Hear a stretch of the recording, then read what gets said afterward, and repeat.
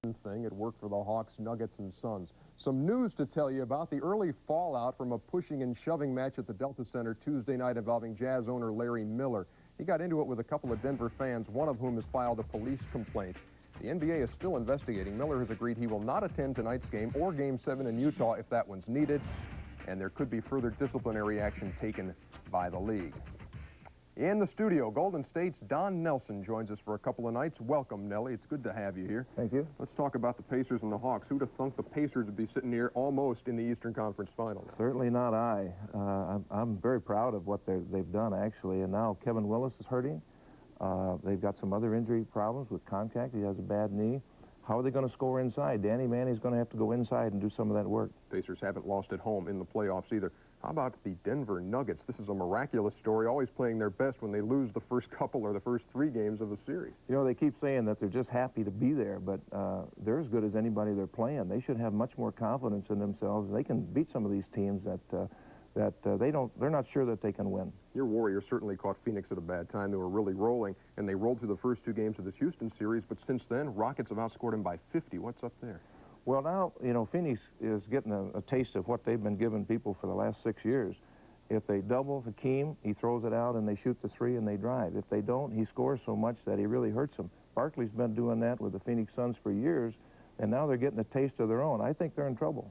3 games tonight. The coach and I will be back at halftime, and the halftime after that, and the halftime after that. How do we do it? Volume. We'll tip off our triple header at Market Square. The Hawks trying to force a Game 7. Can the Pacers end it in 6? Atlanta, Indiana next on TNT. An Eastern Conference Semifinal between the Pacers and the Atlanta Hawks, with Indiana leading 3 games to 2. Hi again, everybody. I'm Gary Bender. The Pacers are 1 victory away from their first ever Eastern Conference Final. But the general consensus is they've got to finish this series tonight and not go back to Atlanta for game number 7. Working with me is Jack Gibbons. And Jack, that's the way the Pacers are approaching this, as a game 7. As Byron Scott put it, we're going to play like there's no tomorrow. Yeah, Larry Brown has kind of allowed Byron Scott to be the guy right now, and they're playing off of his playoff experience. He's allowed to speak up freely in the locker room. He's allowed to take over control of this team. Larry has kind of backed out and allowed them to do that. Well, the one guy that's got to step forward with them is Rik Smits. He is struggling right now, but he plays better at home. Well, he has, and if you look here, this is part of the reason why the Pacers are struggling so badly in Atlanta. You see the difference in the 2 teams. A lot of it has to do with Rik Smits. He's getting 20 points a game in this building, just 10 down in Atlanta per ball game, so they're going to need him to be big here tonight. Well, Atlanta's 2 wins. Mookie Blaylock just destroyed him. He posted 2 triple-doubles. And as you talk about Mookie Blaylock and the fact that he's had triple-doubles in the 2 wins, you also have to talk about how he's played in the losses. Mookie must get active on defense, create some opportunities for himself in the open floor. As you see right here on the screen, he gets the high percentage baskets there. He also gets to the free throw line, and that adds to his numbers. The most consistent Hawk has been Danny Manning. He's averaging almost 22 points and shooting 51% from the field. Yeah, Larry Brown said if he was scripting this series, it's played just the way he's wanted. His team has won the game, but his star people from back in Kansas is having the big numbers. He will have to play big here tonight, as will Kevin Willis, if the Hawks are going to win this one. Well, the Hawks are very confident. They think they're a team that should go further. But Indiana's won 7 straight at home, 14 of the last 15. Jack and I'll be back with the introduction of the starting lineup in just a moment. Another sellout at Market Square Arena, the home of the Pacers. Indiana trying to close out this best-of-7 semifinal series, and here are tonight's Chrysler Plymouth starting lineup. A lot of focus will be in the middle, Gary, because Rik Smits has been big in this building, so look for the Pacers to go to him early to get him involved. And then John Koncak, who has been spelled very quickly by Andrew Lang, will come in if Koncak is not going. Also, Willis must be a factor in this game tonight. Lenny Wilkins, probably at the inside track, the NBA Coach of the Year, will be announced on May 23rd. He's calm, he's poised. He's taken one team to an NBA title. That was the Seattle Supersonics in 1979. And he says, I feel real good about this team. On the other hand, Larry Brown has given the Pacers their finest season ever. And it isn't over yet. Excellent teacher. He stresses defense and unselfishness. And he, too, feels very good about his team coming into this game tonight. As you look at what's happened thus far, 3-2 in favor of the Pacers. The Pacers started out impressively. That was their 4th straight win in playoff competition. And then in game 2, the Hawks blew them away in the Omni, 92-69. Pacers coming back with the Indiana starters doing well in game 3, winning also back-to-back on game 4. And then on Tuesday night in game 5, Atlanta shot 50% for the first time in this series.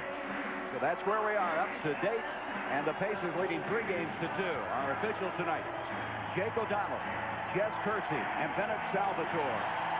And this is a noisy place, and it's packed as these rabid Pacer fans are here hoping to cheer their team to the first ever Eastern Conference Final. And they have been here a long time, and they have been loud a long time. You see Kevin Willis with that brace on his left hand, not his shooting hand, torn ligament in there. And he is playing. That brace is a hard brace to stabilize that thumb. He said it was sore, but he thought he could go with it. And they need Kevin Willis and his low post ability. Here's Mookie Blaylock being tracked by Haywood Workman. Blaylock back to Manning. 5 seconds on the shot clock. Rebound by Willis with the splint and all.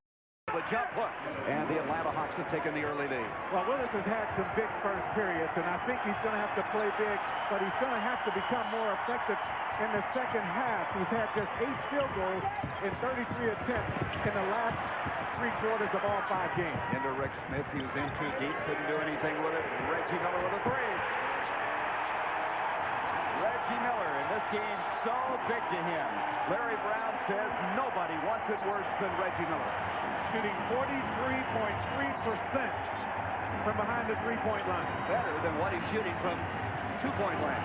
And there's a reach in by Haywood Workman. It's going to be off of Workman. Workman trying to redeem himself a little bit. He did not play well in game 5. He was 0 for 8 from the field. And the thing that Larry Brown was most perplexed about, he didn't get 1 rebound. Yeah, because he's more active than that. But when you have your hands full with Mookie, the way he's playing, there's Reggie Miller upset at Bennett Salvatore. He thought he got in his way as he tried to come up with that steal. Let's go back and look at what Workman did along with Mookie. Yeah, Mookie with another triple-double. And then Workman, you mentioned he didn't get a rebound. The 0 for 8 from the field is one thing, one point of concern. But the fact that he didn't get a rebound in that ball game had Larry Brown even more upset. You know, Workman every night is working at a deficit because he is simply not as good as most of the other point guards. He has to work harder. He has made tremendous accomplishments over this season. What this discussion about is the shot clock. Did Reggie Miller have possession? Then would they reset the shot clock? Right now they have reset it at 24 as the Hawks will inbound at 10:56 to go in the first quarter. And I think that's the proper call. He caught the ball with both hands, had good control of it, and then veered out of bounds. Into Stacey Ogden. Ogden backing Reggie Miller down, and Danny Manning shooting 51% in the series with a high of 35 points in the game Sunday. He's really the only player for the Hawks that has remained steady. His numbers have increased just a little bit here in the playoffs. By 1, 4-3. Dale Davis, who only took 2 shots in the last game. They want to get him more involved. Here's Smits. We documented he plays so much better in Marcus Square Arena. Big shot right there. And Workman, after missing all 8 of his shots, gets his first on his first attempt tonight. Well, that gives him confidence now working against one of the best point guards in the league. Here's Danny Manning, who's had a lot of pressure on him since that trade with Dominic Wilkins from the Clippers. He drives inside. And we're going to have the offensive foul against Danny Manning. He had no place to go, and that will give the ball back to the Pacers. The reason that play happened as it did, Haywood Workman doing the job keeping the ball out of the hands of Mookie Blaylock here early, and that forced Danny to have to handle it in pressure. Larry Brown said he's never had a player improve more in a season than this guy right here. He played last year in Italy.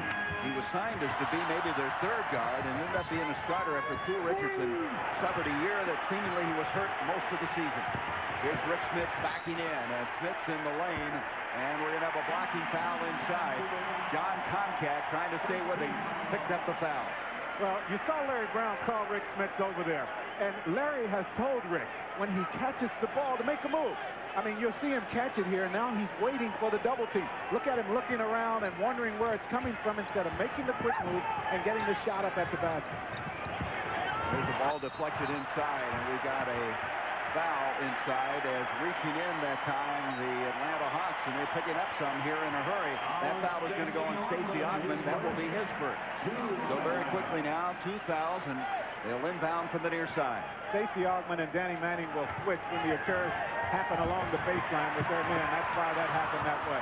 Workman couldn't get it to go. Here they come on the break. This is where Mookie's at his best. So Augmon is a transition terror. If he gets in the open floor, look out. Well, he and Mookie Blaylock make an almost unstoppable team when they have the ball in a 2-on-1 situation as they did that time.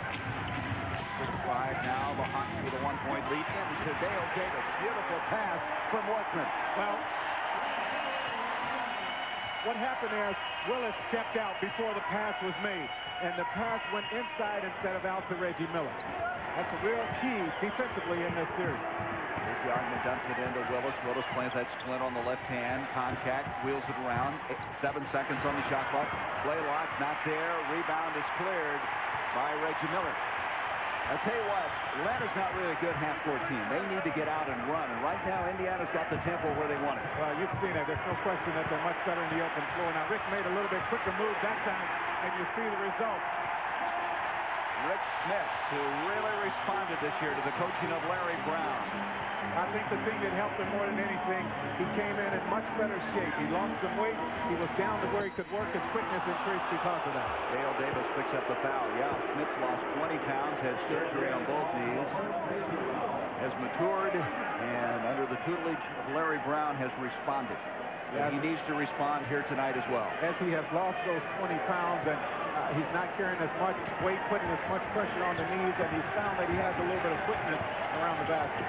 Pacers with a 9-6 lead, 8:20 to go in the first quarter. Augmon tries to take Reggie Miller. Miller's in front of him all the way. Good defense, but he gets the roll.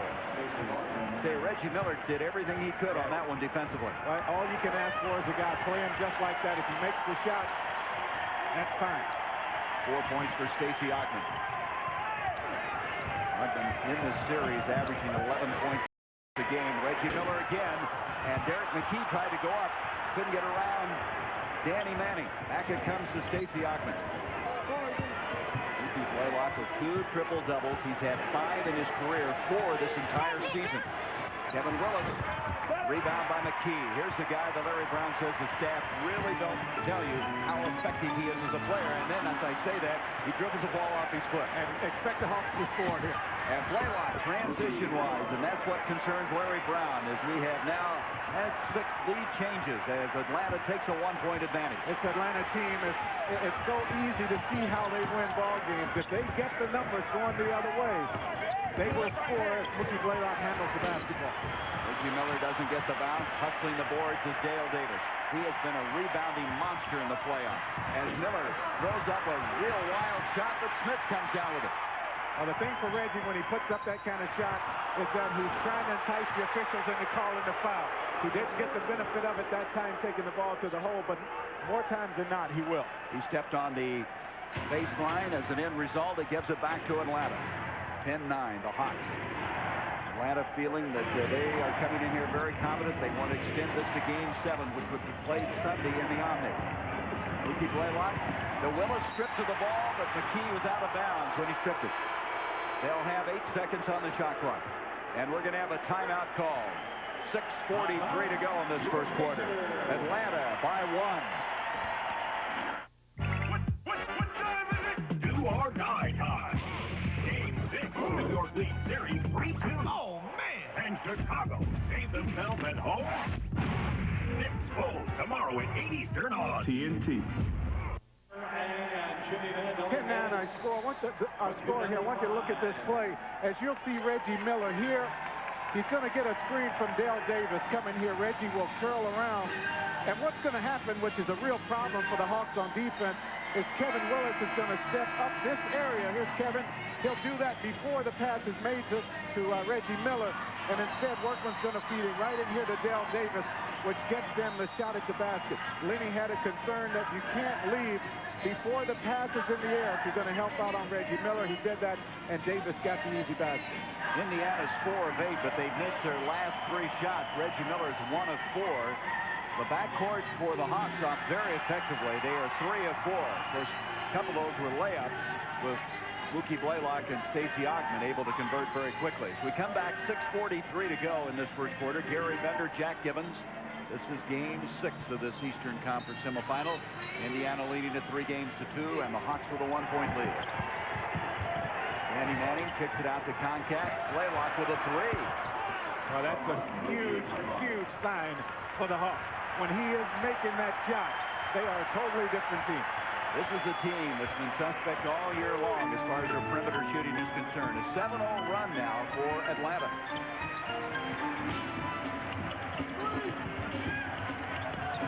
Workman waits for Miller to clear, and he's wide open, and he's now not shooting as well as you would anticipate. He usually nails all of those. Well, he's not shooting well inside the three-point line. You mentioned that, Gary. You get him out behind that line, and he's at 43%. There's Kevin Willis. That's a two, and he moves the glass. Thank you. Well, when you have a splint on your hand, you'll allow that, right? You can use that as an excuse, but I think they've given that shot all night. Wow, this is really an impressive little surge right now. 9-0 run by Atlanta as they have a 15-9 advantage, and Indiana able to answer with Derek McKee. Derek McKee had 20 points in the game Tuesday. He had 12 of those in the first quarter. Baseline, it comes out to Danny Manning, and he short arms it. Rebound by Dale Davis up to Workman.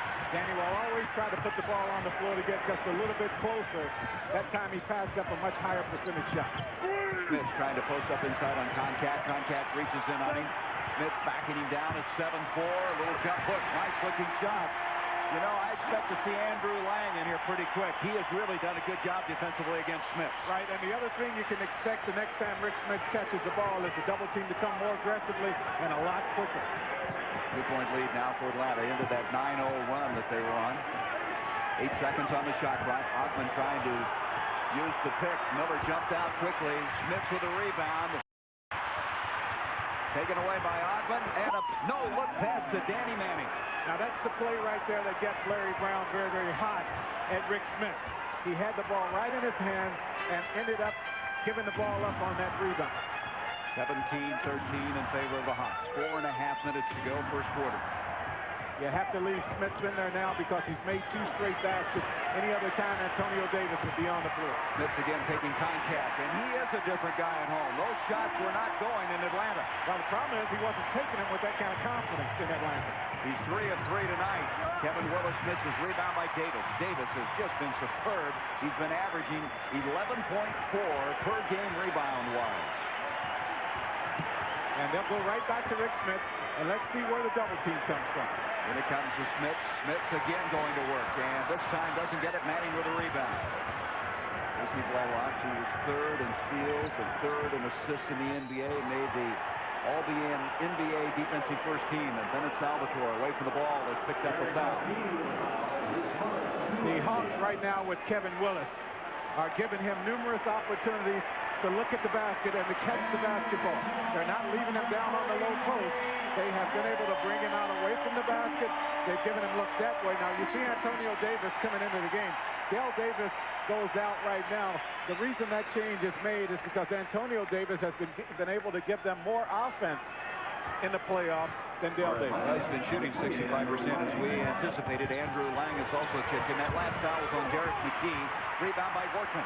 Miller's ahead. Up it comes to Reggie. And Knight changed to the left hand. The Pacers want to run every chance they get also. We talked about the Hawks and how important the fast break is to them. The Pacers must get some easy baskets as well. We're tied at 17.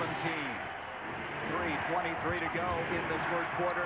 Danny Manning and leaves it too short. Rebound is cleared by Antonio Davis, the rookie who played for 3 years over in Europe and has been such an outstanding addition to this team. And there inside we have a whistle and a pushing foul, and it's going to be on Lang trying to position himself inside. Well, see, that's the way he played Rik Smits in Atlanta. He bodied up against him.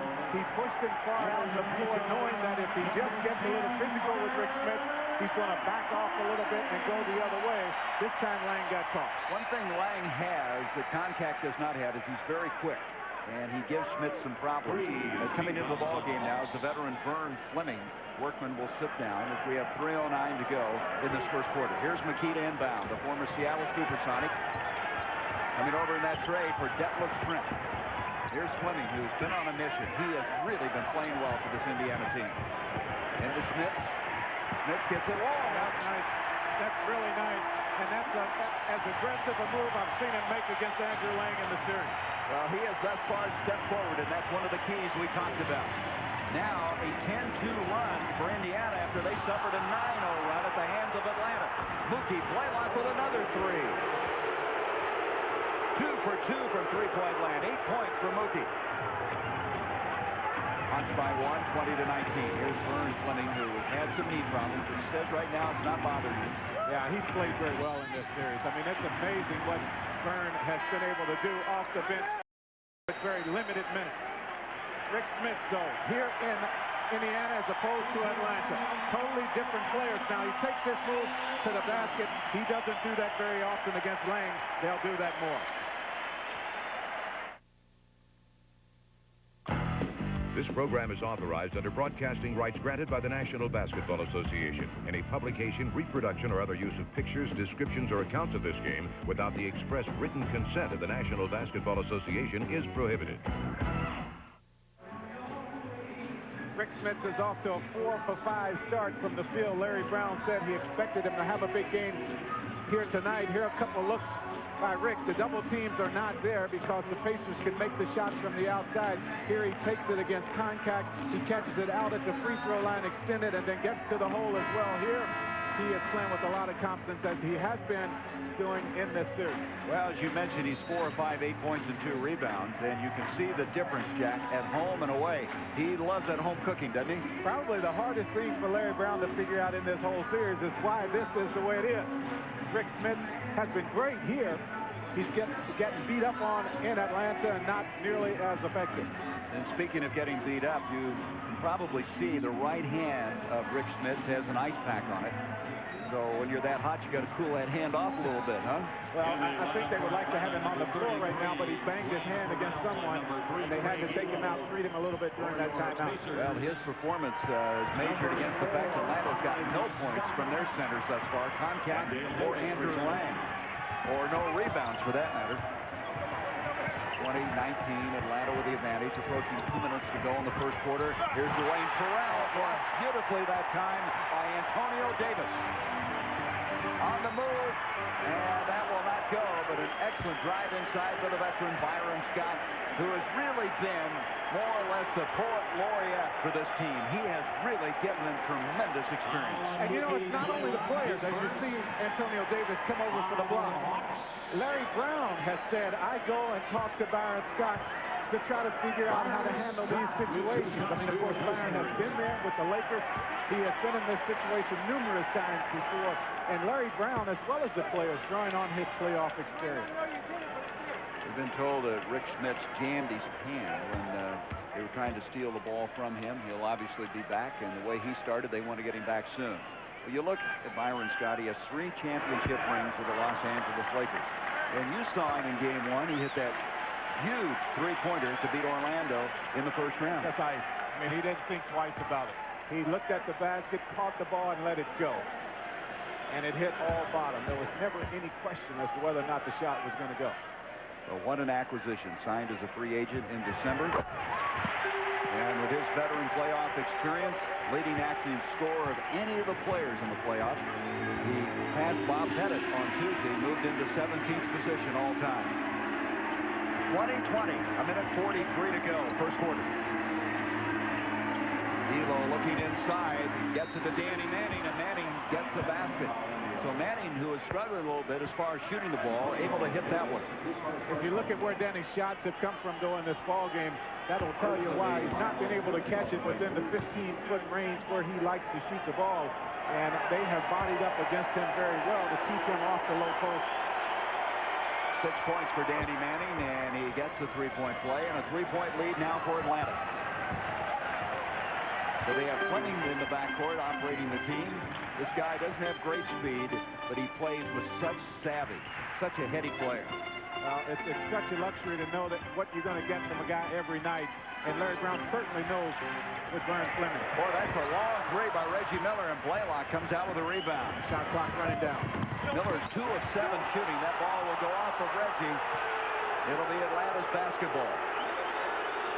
So Reggie Miller, 2 of 7. We watched Reggie before the start of the game. He worked hard at shooting the ball. He was hitting everything, and he's the kind of guy that'll start dropping. You know that. Well, he's just had too much energy during the playoffs. I mean, Larry Brown says, I have to find a way to calm the guy down. He wants to play every day.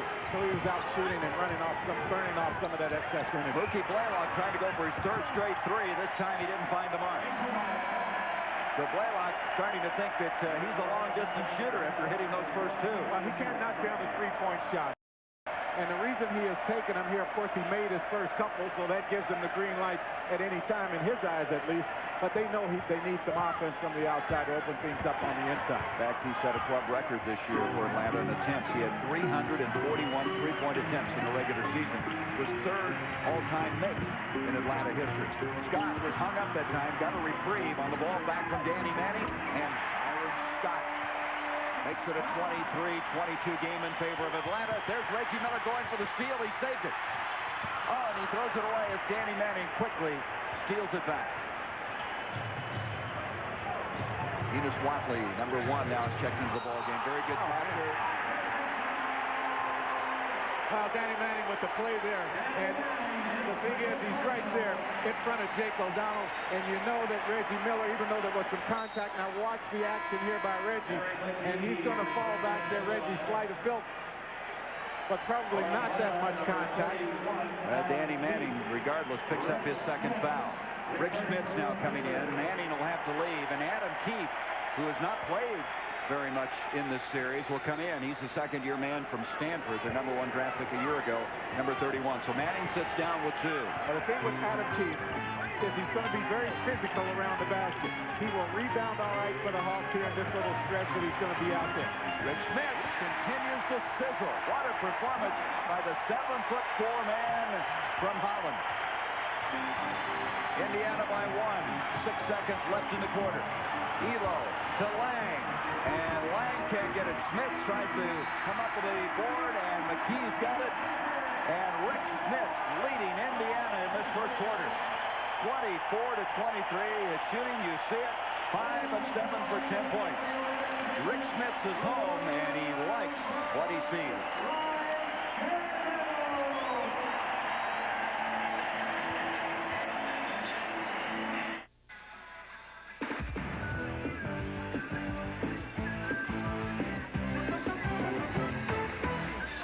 Well, Indiana plays very well here at Market Square Arena. They have won 7 straight, 14 of the last 15, and had the first quarter lead by 1 as Rik Smits with a strong performance, 10 points, 5 of 7. Blaylock had 8 points, 2 of 3 threes in that first quarter.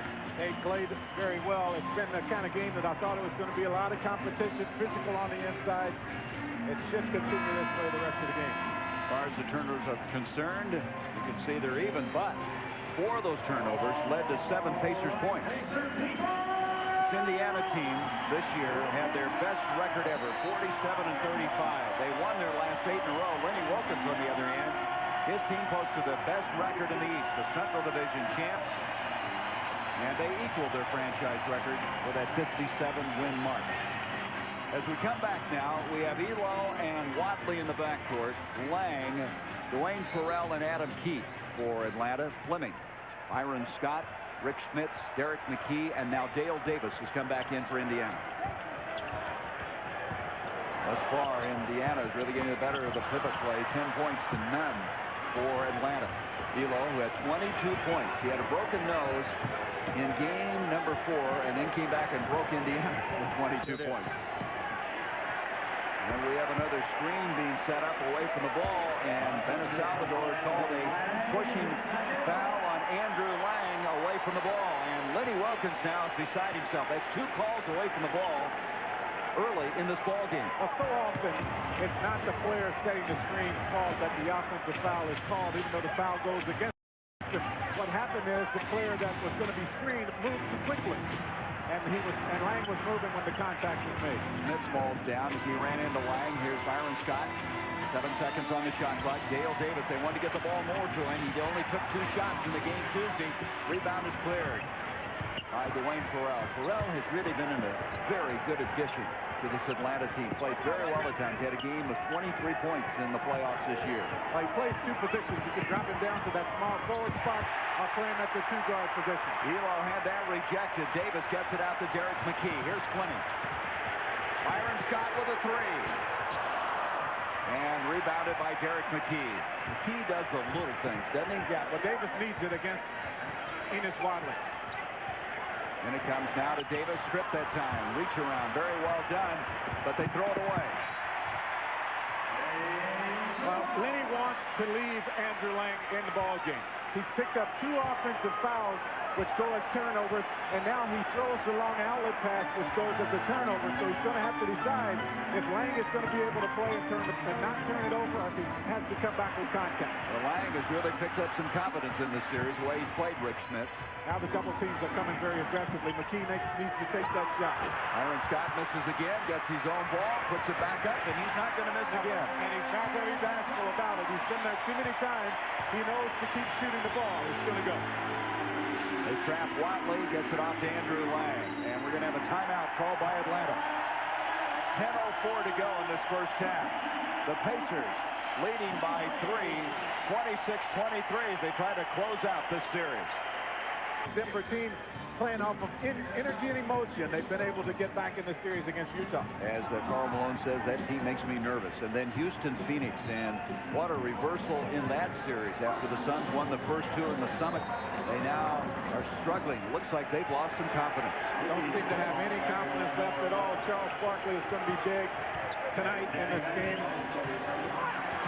Atlanta really struggling. They're now 1 of 8 from the field in the last 4.5 minutes. As it comes out to Derek McKee. Aaron Fleming, he's had 5 coaches in his 10 years in Indiana, and he's just glad to have Larry Brown and the direction he's given him. Here's Mookie Blaylock at his best. He was 3rd in the NBA in steals. And that ball deflected out of bounds. It'll be Atlanta's with 19 seconds on the shot clock. Danny Manning has returned here in the second quarter. He picked up those 2 fouls, was down briefly. The Pacers are doing an excellent job converting defensively. They know that the Hawks in the open floor are unbeatable. So they know they have to get back, find their people early, and they have done that. Elo trying to get started. Not there. Farrell misses. They cannot find a basket right now. Atlanta really struggling. And this has been a problem for them all year long as their shooting has really dictated. They were 17th in the NBA in shooting during the regular season at 46, and they've been shooting 44% of the playoffs. Well, they're trying to get Del Davis a shot at the basket, but if he wants it down there, he's going to have to be bigger. Well, he bumped Danny Manning that time and stayed tough. And now he's 2 of 3 from the field, the biggest lead of the game for Indiana. Well, the way he's coaching, he's allowing Danny Manning to keep the ball out of his hands. As soon as he spread out and got big, he got the pass delivered to him, and he got the shot at the hole. As he got big, that's a good way of putting it. An 8-0 run right now for Indiana. Elo down low to Manning. Manning gets the shot to go. Wanted the foul from Dale Davis, but just picks himself up and goes back defensively. That's easier to do that when the ball goes through. You can get up and run down and not complain to the official. So that ended an 8-0 run. Earlier in the ball game, Atlanta had a 9-0 run. Indiana with a 10-2 run. We've had a lot of surges in the first half of this ball game. Now look at the way Danny Manning is playing Del Davis on the low post. Hard to get him the ball when he's not spread out there. 3-second violation. What it is, 3 seconds. Smits putting it up, but that'll be nullified. Let's go back to Danny Manning's basket. Well, you'll see him here. Now watch how Danny goes to get position. Now that's how you must do it right there. And Del Davis will need to learn from that. So the 3-second violation gives it back to Atlanta. Blaylock and Elo now operating in the backcourt. Lang, Kevin Willis is checked back in. And Elo to the hole, reverses it. And we're going to have almost offensive interference. Instead, the ball comes out, rebounded by Antonio Davis. Well, that thing came real close to going down. Antonio Davis kicks it out to Derek McKee. A 3 by McKee. That might have been a little quick, and that's not what Larry Brown wants, is quick shots in this game and let them get into a running mode. Well, that's where the problems come in for the Pacers when they put it up too quickly. Elo out to Lang, and Lang traveled with it before he dumped it off to Kevin Willis. You get nothing from John Concact. You have been able to count on Andrew Lang in this series. Here tonight, Lang now with 4 turnovers, I think it is. And you know, Lenny is just beside himself as to what he does. So you get Concat back in, or you leave Lang, who has played better. One thing they have done well, they have 5 steals. We'll be back in a moment. Here in Atlanta, where in a matter of minutes we'll have the Reebok halftime report. The coach will analyze the first 24 minutes of the Hawks-Pacers game. We'll get a preview of Game 6 in the Utah-Denver series from the guys who will call it for us, Tim Brando and Mike Fratello. That's all coming up at halftime, but right now, back to Market Square, Gary and Goose. Okay, Jay, as you said earlier, whoa, Nelly, as he'll be with us at the halftime. At the conclusion of tonight's game, we'll be selecting the Budweiser player of the game. Budweiser will donate $1,000 in his behalf to the United Negro College Fund. Interesting thing about this game, as you look at the shooting thus far, Atlanta's been able to steal the ball, but not able to capitalize on it. You can see in this quarter, neither team shooting that well, but they had 4 forced turnovers in 4 minutes and did not capitalize on one of them, that being the Atlanta Hawks. That's been a little bit of a problem for the Hawks in the entire playoffs. They had that problem against Miami. They were forcing the Heat into turnovers, but they weren't getting much out of them. Here in this series, they forced some turnovers, but and it shows in their field goal percentage that they haven't been able to convert those turnovers. 7:25 to go in the first half. Reggie Miller, he hasn't gotten it going yet. Reggie really struggling. He's just not shooting like the Miller you'd expect. He's 2 of 8. Can't ask you to get any better shots than he's getting. Reggie low. Dumps it out now to Blaylock. Here's Danny Manning wheeling around. He has 9 points and rebounded by Davis. I tell you, the Davises, when they're in there, they make their presence felt on the boards, don't they? What can you say? Had it not been for Antonio Davis' offense in this series and Del Davis's rebounding in this series, it could be totally different. What a future those guys had. Dale Davis in his 3rd year, a rookie, is Antonio Davis, and Workman, who didn't even score in the last game with a running hook that time, makes it 30-25. Made a big statement in the paper. He said, we will not lose this game. They cannot come in here and beat us, so he has to come out and he has to back that talk up. Well, Larry Brown says the team loves him. A guy who was not expected to be a big factor this year has turned out to be their starting point guard, Andrew Lang. And you don't want Lang shooting very many shots like that. That's just too far out, as now Indiana leading them in rebounding 18-12. 30-25. Miller again. He got it. That's a 2. But after going 2 for 8, that's got to be encouraging to Reggie Miller. What his missing shots does for you is it allows the defense to relax just a little. And once that happens, the defense starts to relax. They turn their head. And Reggie now is going to get the shot open here. Now watch, no one even close to him. Craig Elo nowhere to be found. Mookie Blaylock allows himself to get tipped off. And now Reggie steps up and nails the jump shot. I tell you, right now Atlanta with a 20-second timeout. They've got to be really concerned. Reggie's not even shooting well, and they're still down by 7 points in this ball game. And Reggie's the kind of guy that can just go on a tear, as you well know. And talking to Lenny this morning, he said the thing that they have to do in this game on defense is not leave Reggie Miller. He does not want anyone who's playing Reggie to help out on anybody. Stay at home, because he turns it on, the crowd gets in it, and everyone else plays off of Reggie's offense. Well, Reggie, the thing that makes him so tough, Jack, and we were talking today to Larry Brown about it, is he never brings the ball down like some guys. He won't take that one dribble. He just goes right up with it. He catches the ball. If you deliver the pass to him in the pocket area, that's where he wants it to shoot. You deliver the ball to him right there, it's at the basket already. 2 points in the last 8 minutes, 1 of 11 field goals. And it's a 12-2 run now by Indiana in the last 7:39, and they enjoy the 7-point lead. Now, this is a guy we haven't heard much from necessarily. Danny Manning has been their main force in this ball game. He's in double figures now with 11 points. 32-27. As we said, Manning has been the constant in the series. He has played very, very well for this Atlanta team with a lot of pressure on him. A lot of people always saying, how would this team have done with Dominic Wilkins? And there's Manning really hustling and tries to come up with it. He's called a timeout. Well, the problem is they just used a 20-second timeout, so they have to take a full timeout, and that might not be the call Lenny Wilkins wanted. He does get possession of the basketball, and they'll have it out of this timeout. There's Danny playing on top. He has done an excellent job with this low post defense, and he gets awarded with the timeout. So it will be a full timeout, as you mentioned. We'll be back. The NBA playoffs on TNT are brought to you by Lexus, the result of relentless pursuit of perfection. And by Champion. It takes a little more to make a champion. Welcome back to Marcus Square Arena. Gary Bender, Jack Gibbons. The Pacers lead at 32-27. Jack, a moment ago we were talking about how Reggie Miller never puts the ball on the floor when he comes out of a pick. Well, when you talk about good shooters, Gary, you talk about guys who can catch the ball and get squared up to the basket. That's what allows shots to go down. A good angle on that one right there from this camera angle. How he squared up, got his body straight at the basket, didn't shoot it far away, went straight up on the jump shot. So Reggie now 3 of 9. He has 7 points, 32-27, the lead to Indiana. Of course, this is a big month in May, the Indy 500. There's more to talk about than just the race. There's this guy, Rik Smits, and some of the other guys that are going through all the time trials and getting ready for that big one. As this town, every place you look, it's the Indy 500. That time of the year.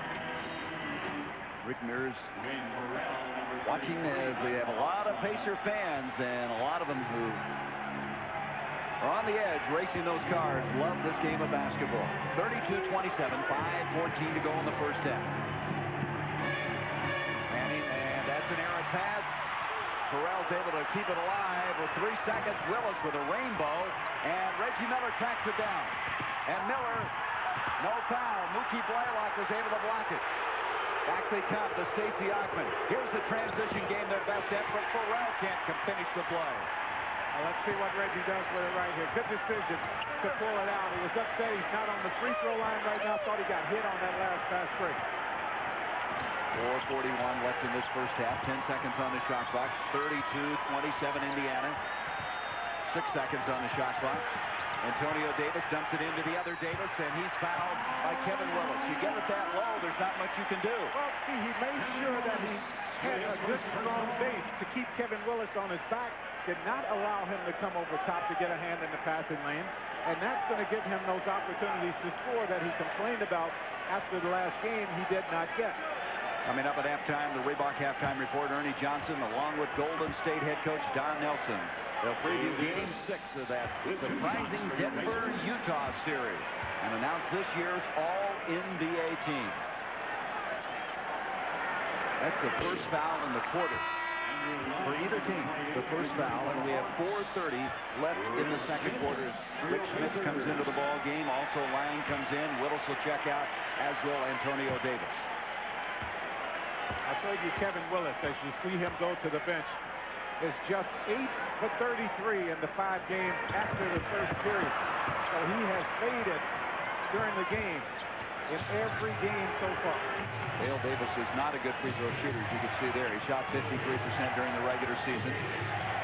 The count stays at 32-27. Stacey Ackman taking Reggie Miller in. 5 seconds on the shot clock. Blaylock with a 3, and that's his 3rd of the night.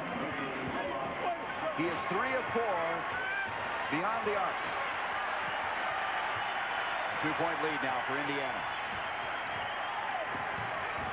See if they try to get Rik Smits a shot here. He got off to a great start, and he's kind of been lost in the offense since the first period. Derek McKee outside, and Mookie Blaylock tipped it, and Dale Davis tried to save it. It'll be off of Davis. Atlanta making a little comeback here. Boy, those 3 threes of Blaylock, huge in this first half. They've been big. And when he's making that shot from the outside, you have to come out and play him now. And that gives him opportunities to put the ball on the floor, get to the painted area. He looked like he might crank one up there. Ackman, as he goes inside, is fouled by Reggie Miller. As now we'll have Antonio Davis coming in. You know, when Davis was in there, they were playing very well. Antonio, that is. They were 17-10. They outscored this Atlanta team. So they check him in, replacing Dale Davis. Well, you watch him go to the offensive boards. He gets them extra shots at the basket. That's why he is so valuable to this team. Not only for himself, but for everyone else. 3:25 left in the first half. Lang taking Smits inside, the sweeping hook, and we have a foul away from the ball. Jake O'Donnell spotting it. It's going to go on Stacey Augmon of Atlanta. You know, as you look at Stacey Augmon, one of the most surprising statistics about his game in this series is he has just 7 rebounds in the 5 games. I mean, just 7. 5 of those coming on the offensive boards. He averaged almost 5 a game in the regular season. That is his 3rd foul, so he's got to sit down. Elo, Manning, Ricky Blaylock, Farrell, and Lang in the lineup now for Lenny Wilkins. Here's McKee. McKee is 1 of 3 shooting. Here's Smits. You're talking about getting him started again. Illegal defense against Atlanta. That's the first one. That's a warning. Showing a little bit of the added concern for Rik Smits. After the start he got off to, the double teams have to come. Mookie Blaylock started to come too quickly. That time got caught. Well, not a lot of scoring going on in this quarter. Indiana, 8 points, 7 points for the Atlanta Hawks. And you can see the bench for Atlanta certainly not contributing. They did in the last game. They had a very big game. They scored 35 points. And there is Blaylock reaching in, bats it out, 10 seconds left on the shot clock. The thing you saw out of Rik Smits that time, he waited again. When he was making the quick moves, as soon as he caught the ball, he was scoring points. Now he's looking over the shoulder once again, wondering where the double team's coming from. He is 5 of 6 from the field for 10 points. As we mentioned, he averages over 19 points a game at home. Here's Workman. Workman pulls up, and Workman has come back in this ball game after that goose egg he got in the last one. How valuable has he been in his offense in this game? There's a pass baseline, and McKee tipped it out of bounds. It'll be 17 seconds on the shot clock. Workman now with 6 points in the ball game, 3 of 4 from the field. 2:40 left in this first half. Indiana having a year that's been unprecedented, the finest in franchise history, and trying to add to that. And that'll be off of Indiana now with 11 seconds left. Dwayne Farrell matched up against Derek McKee. An advantage to the Pacers on that simply because of McKee's size. Makes it tough to get the entry pass, and it also makes it tough for Farrell to become involved in the offense. 6 seconds on the shot clock. Blaylock to Lang. Lang with 3, and he hit it. Andrew Lang knocks down the shot. He has been doing that in the playoffs, particularly in this series. He's 1 of 4 tonight.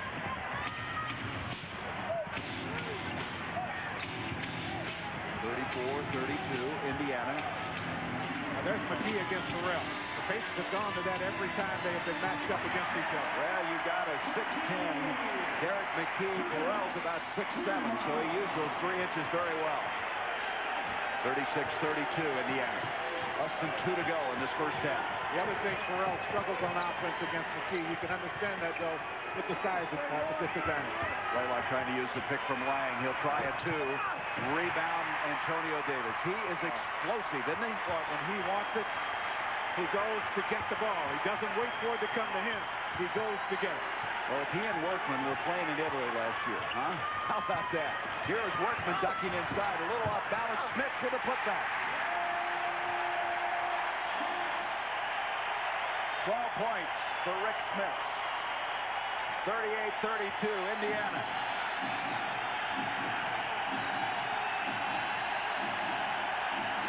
Listen to this crowd. And that's off of Danny Manning, and you can give that one to the crowd. The crowd was deafening at that moment, and Danny Manning couldn't handle the ball on the baseline, and Danny a little upset. Well, you'll see Danny Manning right here, and Antonio Davis bodies up against him, and Danny wants the call, doesn't get it. Rik Smits lays off, allows the ball to go out of bounds, and the Pacers call a timeout. A 20-second timeout. Well, you look at some of the numbers in this ball game, and they're not getting some performances from some guys. How about Kevin Willis? We were wondering how he would respond to that splint on his finger, playing with the torn ligaments in the left hand.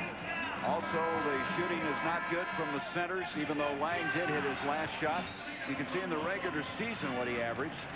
In all fairness to him, he's also had a hyperextended knee, and he missed all of the fourth quarter of the last game because of that thumb injury. Well, that's a little bit misleading, just simply because the Hawks' lack of offense from the outside, their ability to knock the shots down from the outside, makes it easy for defenses to double up on Kevin.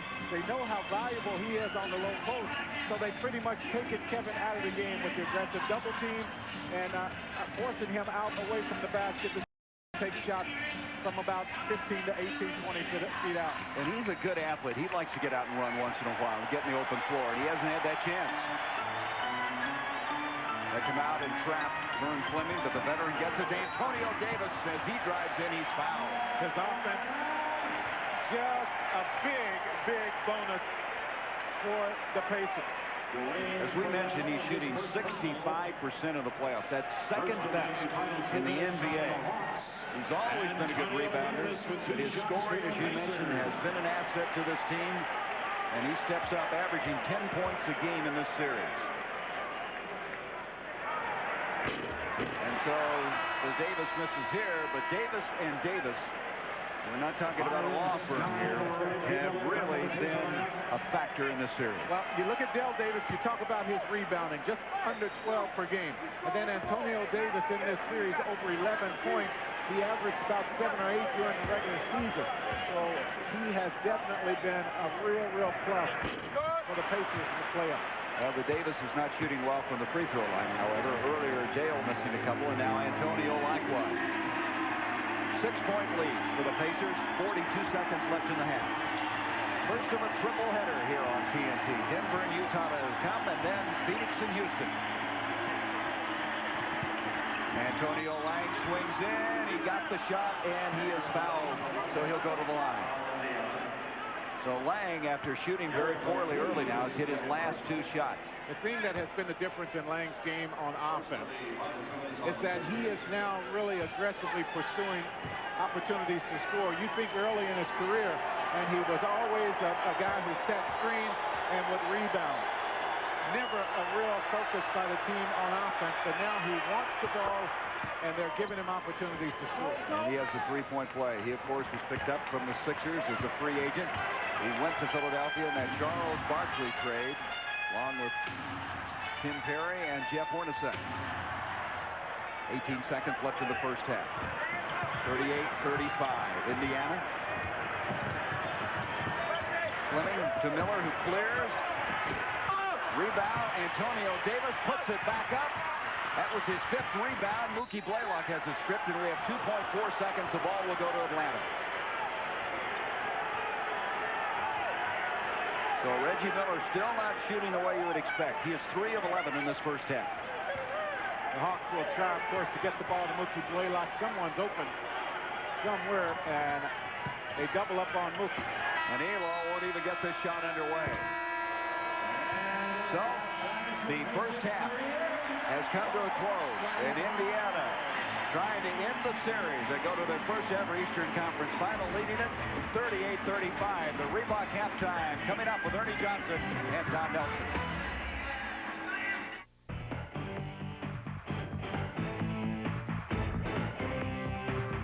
The Reebok Halftime Report is brought to you by Reebok, to remind you that on Planet Reebok, there are no rules. They have played 24 minutes at Market Square. The Pacers with a 3-point lead over the Atlanta Hawks, 38-35. This is the Reebok Halftime Report. Ernie Johnson along with Don Nelson, 38-35. That's a bad quarter in Golden State. This Eastern Conference stuff you're watching, what are your impressions of the first half? Well, low-scoring game. Neither team can really score, but I tell you, I feel sorry for Lenny Wilkins because he's really having a lot of trouble scoring. His big guys cannot score the ball. Manning is about the only chance he has. I think Willis with the bad thumb, he has trouble catching the ball, you know, when he has 2 good hands. And he's got one that's banged up. He can't catch or score. Lang's not a scorer.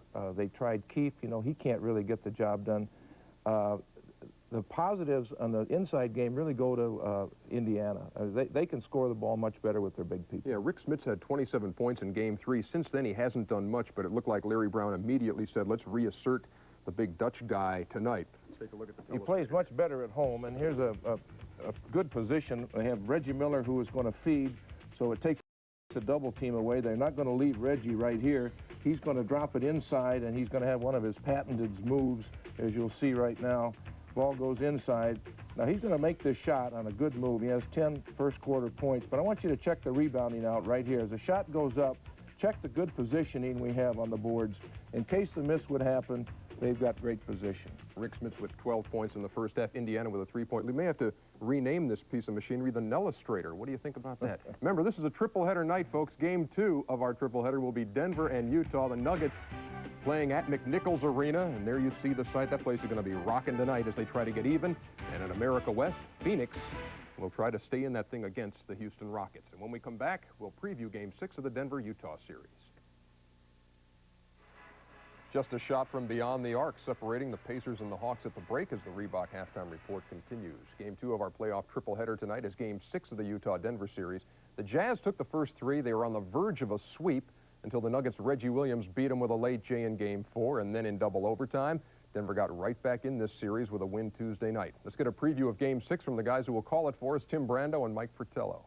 One dream has already become reality here in Colorado, but they're Rocky Mountain High for a number of reasons. Tailgating taking place this afternoon in high anticipation of Mount Matumbo and Rejection City, a series that now suddenly has moved to Game 6, a series led by Utah 3-2, and it's coming up here on TNT. Hello, everyone. I am Tim Brando. In the beginning, this seems to be just a very nice Western Conference semifinal series, very sublime, both coaches throwing bouquets at one another's teams. But then along trotted Game 5 and controversy. Imagine what happened in Utah and what they witnessed in the paper in Denver today. Not only did Larry Miller, the owner of the Utah Jazz, take on one of the Denver fans that was in Salt Lake City, but he also verbally took on Karl Malone during the course of the game. And Mike Fratello is by my side. Mike, I think you'd agree from a coaching perspective, it's Jerry Sloan now that must deal with the distraction that is the off-court problems with Utah. Tim, we know that controversy can split a team apart. At the same time, controversy, as we witnessed a year ago with the Chicago Bulls, a little trip to Atlantic City by Michael Jordan, just fueled them on their way to a third straight world championship. The fact remains for the Utah Jazz, if they win tonight's game, they close out the series 4-2. Everybody moves on to the Western Conference Finals. They forget about all this. Jerry Sloan made the statement that Dan Issel's team is the club that everyone in America identifies with because they're the underdog, but clearly, with this series now here at McNichols for Game 6, maybe some pressure on this young team for the first time. This city is one big party, one big celebration right now, and what they must guard against is the fact that a young team sometimes looks ahead. Everywhere they go, the players are hearing about, in game number 7, we can pull an upset. There is no game number 7 if they don't win game number 6. They can't look too far ahead. A number of matchups that we'll be touching on when this one gets underway. Game 6 here in the Western Conference Semifinals. It is Denver taking on Utah coming up immediately after Indiana and Atlanta. Back to Ernie Johnson and Don Nelson in the studio. All right, thank you, Tim Brando. What's your take on this Larry Miller thing? I mean, if, you know, your superstar Karl Malone getting ragged by the owner, I mean, what's it going to take out of this team? Well, Larry Miller is a very competitive guy, and he gets carried away just like the athletes do. But he used the F word to one of his star players. I don't think that's going to sit very well with Karl Malone. And then he also told Jerry Sloan that if he didn't do what he said, that he may be in trouble as the head coach there. Whether they can shed the problem quick enough to win this series is one thing, but yet this will carry on in the offseason. What an atmosphere there's going to be at McNichols tonight. They already had a baseball game, an afternoon affair with the Rockies losing to the Dodgers 8-2. They had 51,000 at Mile High. Right across the street at McNichols tonight, 17,000 will pack that place to watch the Nuggets try to tie things up with the Utah Jazz. And the Reebok halftime report continues after this.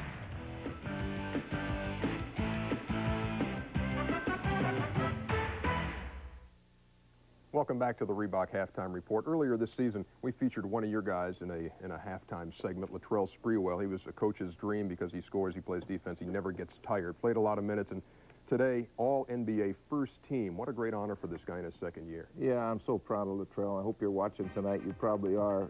You really deserve the award because you outworked all my other guys in practice here. You and Mully are, you know, examples that I hope everybody will watch. Scottie Pippen, Karl Malone, Akeem Olajuwon, and John Stockton all joining Latrell Sprewell on the All-NBA First Team announced today. Quickly, your thoughts on the second half of Indiana and Atlanta. What are we going to see? Well, I like Indiana. I think the momentum's going to go with them. I just know that Reggie's going to have to make some shots here pretty soon. If he doesn't, then Indiana's in trouble, but I think he's going to. He hasn't done much yet. Still the Pacers with a 3-point lead. It is 38-35, the third quarter coming right up.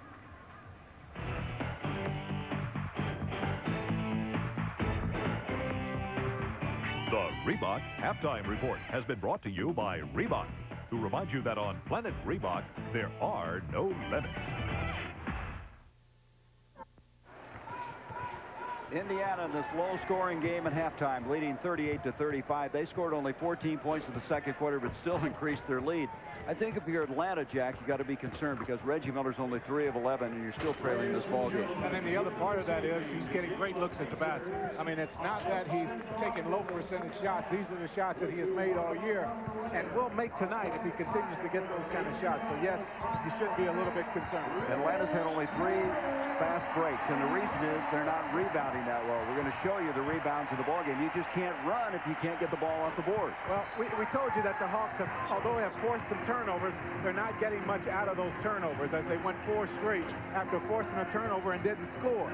So yes, you do have to get it on the boards now, and they're getting out rebounded very badly in this series. In this game, Rik Smits got off to a great start in this ball game, and you look at what he has done as opposed to what the Hawks got from their center position. All of these numbers coming from Andrew Lang as contact gave them nothing in the first half. 6 of 7. Now, Mookie Blaylock, who hit 3 threes in that first half, he really kept Atlanta close. If it were not for Mookie, they would be way down. And, of course, when he's making shots like this, you give him opportunities to penetrate as well. He has done some of that, gotten to the basket that way, but certainly the three-point shooting is the thing that has carried Mookie this first half of play. 3 of 4. Now, we're going to take a look at the Pacers shot chart. I'm going to show you where they're getting their shots to go, and as you look at it, it's really been a lot of it in the paint. It has not been the outside arc shooting. You can see 1 outside the arc. And Larry Brown told us that shot selection in this ball game was going to be a real plus, and not only shot selection, but whether or not the Pacers could hold back from pulling the trigger too quick in the flow of the offense. So they have remained patient. They have gotten Rik Smits shots down on the low post, and that shot chart would be just what Larry Brown wants. Indiana is shooting 50% from the field. Atlanta 41%.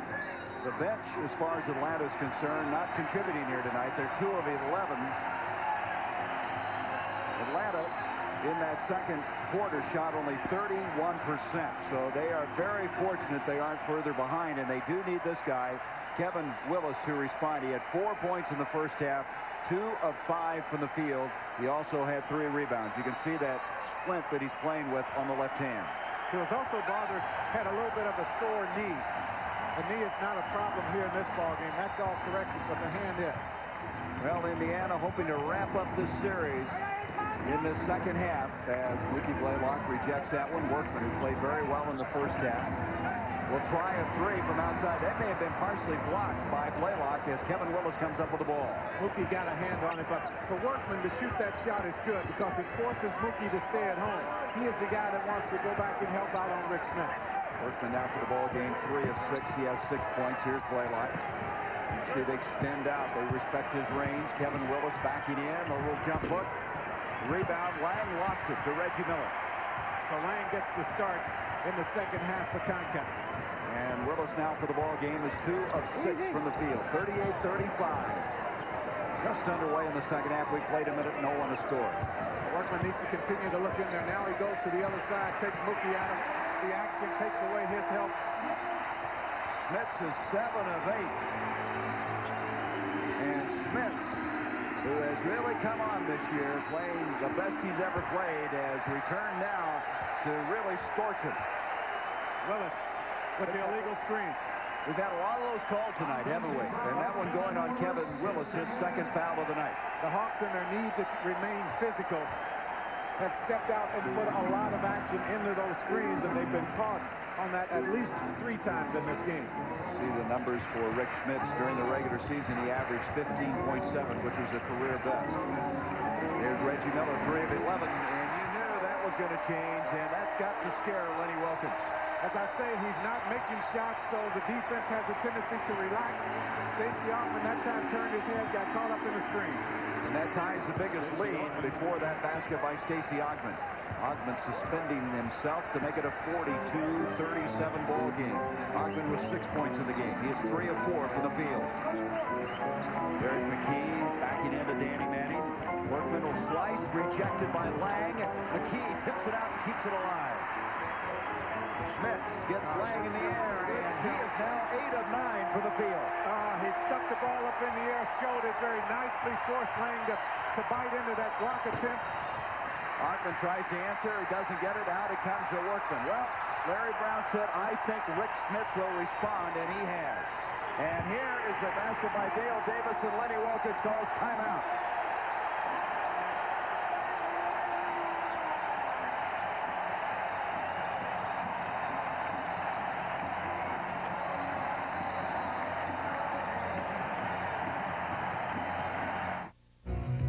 NBA playoffs on TNT are brought to you by GMC Truck, the strength of experience. And by Dutch Boy. Give your home the lasting look of Dutch Boy. The Hawks on an 8-2 run here, and they have built up to the largest lead of the night, thanks in a large part to Rik Smits. He had made the shot from the inside. Watch him put the ball up. Andrew Lang bites it. With the pump fake, he steps up, knocks down the shot. What a plus, a luxury it is to have a guy 7'4" that can face the basket from 15 to 18. There's that 8-2 run you were talking about. They are 4 of 6 this quarter, Indiana is. Atlanta 1 of 3. So Rik Smits has responded here tonight after struggling in the ball game, game 5 on Tuesday. At 6 points, he was 2 of 8 from the field. In fact, he's been 2 of 8 in the last 2 ball games. And a different story in this one tonight. 8 of 9 for the field. Mookie Blaylock has Miller jumping out. 7 seconds on the shot clock. Ogman hangs in the air. Rebound by Dale Davis. One shot at the basket coming for the Hawks right now. They have to make it count. 6 rebounds for Davis. Miller dumps it into Smits. Go to the man with a hot hand. He gets Lang up again. He missed one, and Dale Davis follows.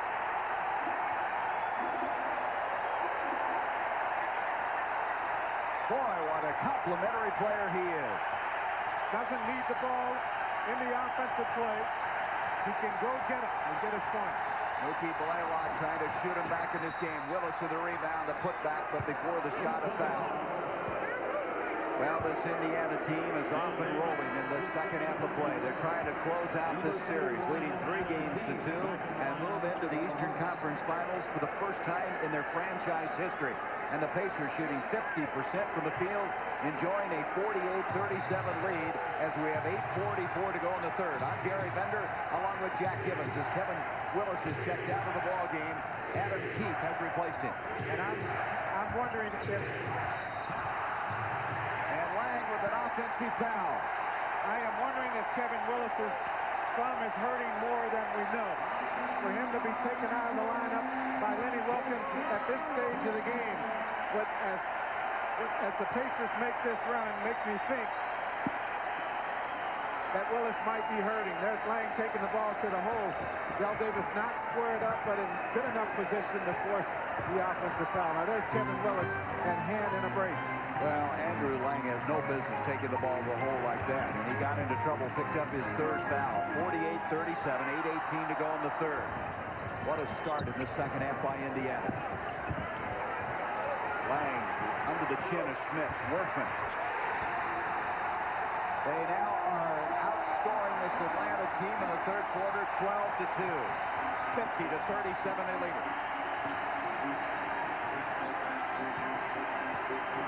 Danny Manning backs in, and we have a reach-in foul. Derek McKee got a hand on him and commits the foul. As you look at the Hawks on offense now, you consider where their scorers are catching the ball. Danny Manning that time forced out into the corner. Now he has to put the ball on the floor. That gives the Pacers plenty of time to come with the double team.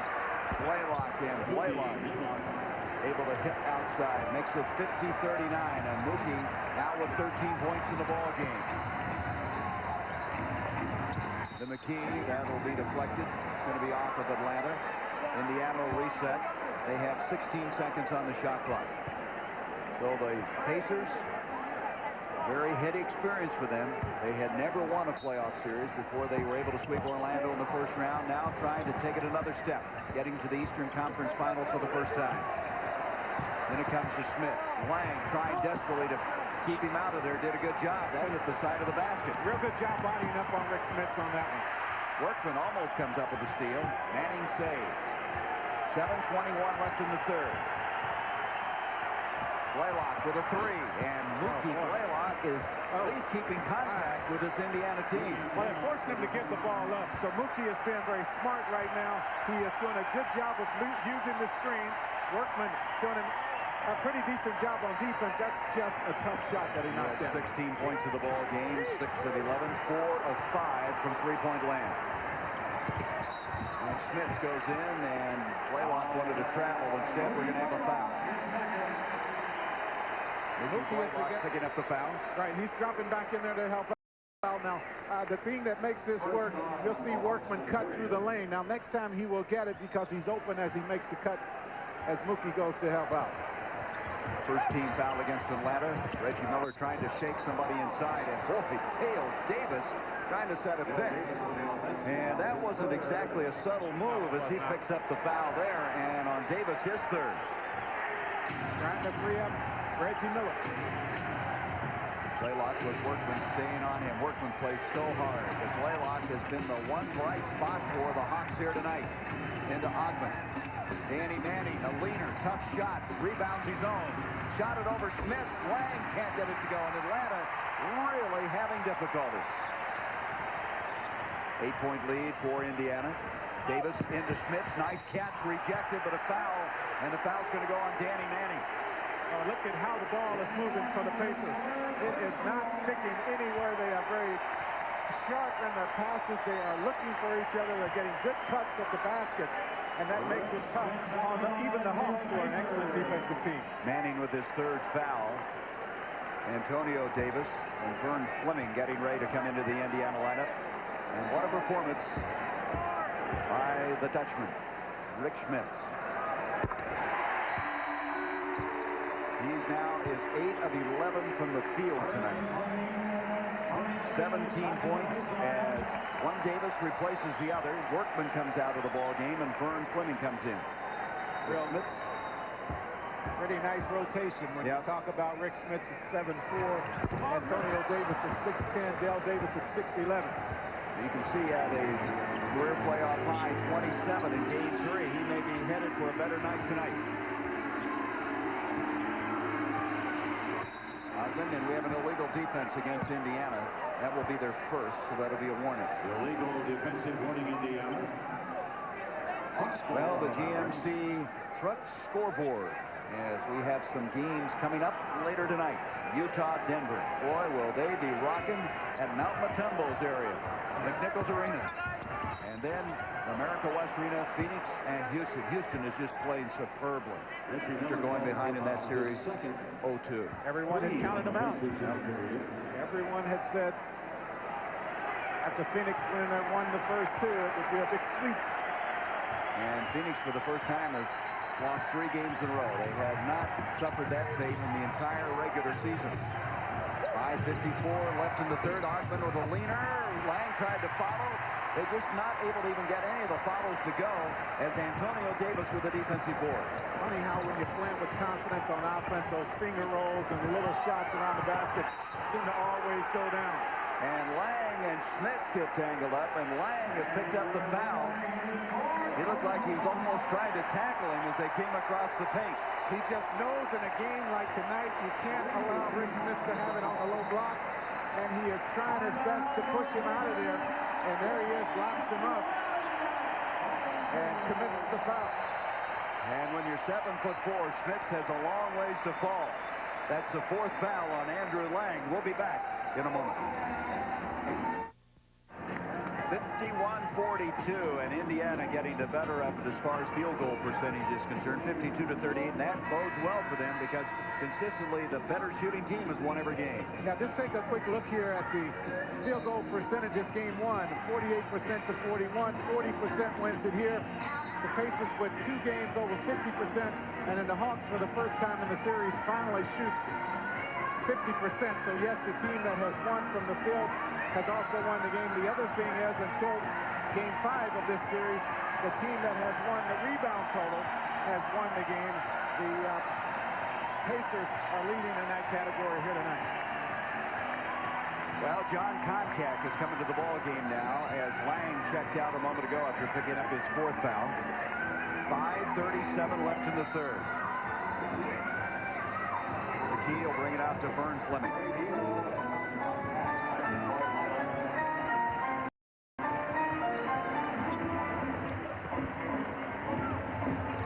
14 seconds on the shot clock. Smits inside again. He's got the hand, and he draws a foul. He's just wearing out the opposing center. He is just so aggressive on the low post. And I don't know why he is that way here in this building and not that way on the road. Of course, he's playing off the energy of the crowd. But they'll have to figure a way to get him more active in Atlanta should the Hawks come back and win this game. Because the difference he makes when he's playing like he is tonight, just tremendous. Well, the dunking Dutchman is a good free throw shooter. He shoots 79% in the regular season of play. 52-42. Gets the roll. And the 7'4" center now has 19 points in the ball game. Elo had that big game Tuesday, looking to get started in this one. Blaylock, he is continuing to just keep Atlanta in it. He has 18 points in the ball game. And as I mentioned, they are forcing Mookie to give it up, the point guards for the Pacers, so that kind of makes Mookie the number 2 guard. They're running him off of screens and finding ways to free him up for the jump shot. Fleming coming in, giving Workman a break at that point guard. That's invaluable to be able to go to a veteran like that. Antonio Davis, 5 seconds on the shot clock. Fleming tried to hand off almost to McKee. Gets away from him. Atlanta has it. Blaylock uses a pick by Manning. A little pick and roll. Manning inside, and he's fouled by Antonio Davis. Let's go back to Mookie Blaylock. He has been very, very good outside. Now watch him move. He's going to pick up a series of screens. Continue to come along the baseline, much the same as the Pacers will do for Reggie Miller. Frees himself up for the jump shot. Well, Danny Manning's been scoreless in the last 13 minutes. That's hard to believe, isn't it? As good a player as he is. He has no assists in this ball game and has committed 5 turnovers. So he needs to get his game going. He now has 12 points in the ball game.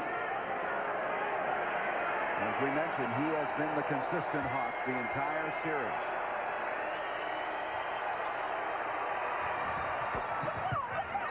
Manning with both of them. Cuts it to 53-46. They're not shooting well. Things are not going well, but Atlanta's still in this ballgame. And away from the ball, we have Smits running over Elo and committing the foul. He tried to set a pick near the baseline. We have seen so many of these called tonight. Now watch Reggie start moving before the screen gets there and gets established. And as I say so often, it's not the guy's fault who gets called for the foul. It's the guy who is going to screen that leaves too quickly. That's the first on Smits. 4:15 to go, third quarter. Manning splits the defenders, but he travels. Obviously not pleased with that, and Bennett Salvatore is hitting with a technical. I thought he might ring up Lenny Wilkins because Lenny reacted even more vehemently than Danny did. And you see Lenny over there. You talk about Lenny being mild-mannered and laid back. He, in the playoffs, has probably shown more emotion than any of his players. So the technical will send Reggie Miller to the line. 4:08 to go in the third. And Reggie misses a free throw, and that's very unusual. He was second in the NBA in free throw shooting. Now, Danny thinks he got hit right here as he makes the little move to the middle. I think that's a pretty good NBA move there, and he probably should be on the free throw line. Instead, he gets the call, and there is his reaction to the play. Well, you're talking about Lenny Wilkins. He's still up, and he is, if a stare would kill, Bennett Salvatore's life is ended because Wilkins is really looking at him. You know, Lenny was such a cool player. They used to call him the Fred Astaire of basketball, the way he would go out there with a great footwork, his ability to pass the ball. Right now, he'd like to probably be out there trying to help his team as Byron Scott now has come back into the game. You look at Bennett, he's probably thinking of other ways he can use that foot. And Scott goes inside, and he draws the foul. Craig Elo has committed the personal foul. That is the first on Elo. Well, the first of three. Next to follow from McNichols Arena, Denver and Utah. Dan Issel's young, inexperienced Denver team growing up by the game. And then Houston and Phoenix. Can Charles Barkley and the Suns stay alive as they are down 3 games to 2? Byron Scott at the line. We're over the limit in the penalty for the first time in this game. And that last foul, as now Fleming checks out, Workman comes in. Fleming giving Larry Brown some valuable minutes. He's not playing very much, but his numbers are very impressive. 7 points a game. He's shooting a pretty good percentage. Well, way over 60% here in the playoffs. Rebounding fairly well in just about 13 minutes of ball game. Byron Scott, who's always been a good free throw shooter, makes it 55-46. Byron Scott, 9, make that 7 points in the ball game. Here's Mookie. He is 4 or 5 from three-point land. Missed that one. Scott comes out of there with what a valuable guy he is. He's been down these playoff trails so many times. Signed on the 7th of December. Boy, you think there are a bunch of teams who passed up on it that would love to have had it. Yeah, Larry Brown was surprised he was still available as a free agent. As Dale Davis tries to hustle aboard, Antonio Davis follows. McKee's got it, and all 3 big guys got a hand on that one. Here's Scott with a 3. And again, the rebound by Dale Davis. Went over top of John Concact for that rebound. Just a 3 by McKee. Just went up and beat it for that rebound. Well, you know, in that first series with the Magic, the 2 Davises gave Shaquille O'Neal fits. They were able to body up against him. They remained physical, and they got the rebound, double teamed, and they're doing it the same here in this series. 12-point lead. I think Danny Manning needs to touch the ball here. He needs a shot at the basket. 7 seconds on the shot clock. Adam Keith has it stripped by Derek McKee. Ahead to Byron Scott. And Keith got him, fouled him, and the basket counted. And he's hurt. Byron Scott is hurt as Adam Keith put the big body on him. And that is a big body. You look at Adam Keith. He's 6'9", weighs 241 pounds. And Larry Brown wants the 22nd timeout. It's defense. I mentioned Danny Manning should have had it there. He's standing under the basket wide open, and then here comes Adam Keith.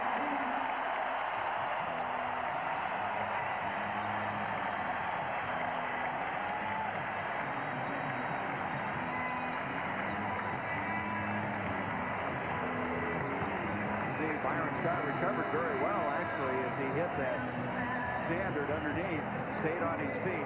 Might have banged his knee against the basket support.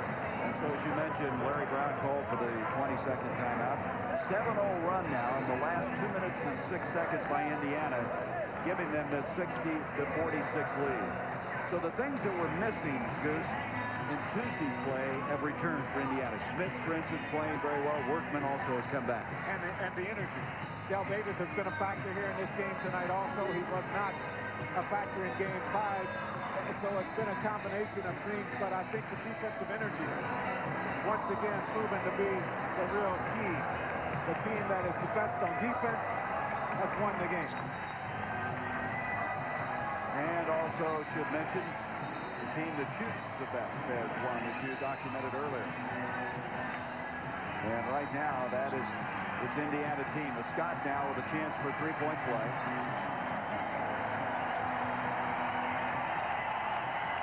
Look at the rebounds. We graphically will show you how effective they've been. Look at that, 11. Now the Pacers, though, they just get into a frenzy sometimes on the offensive boards. Because of the Davises, primarily. So Byron Scott try to build the biggest lead of the night for Indiana. In this quarter, Blaylock is 3 of 5 shooting. The rest of the Hawks are 1 of 8. It's all Mookie. I still think Danny needs a shot. Elo needs a shot, too. After that big game on Tuesday night, Adam keeps the putback, and he's got the foul as well. That's where he will help you. The big body, he's very active around the basket. He gets it to go down that time after the offensive rebound.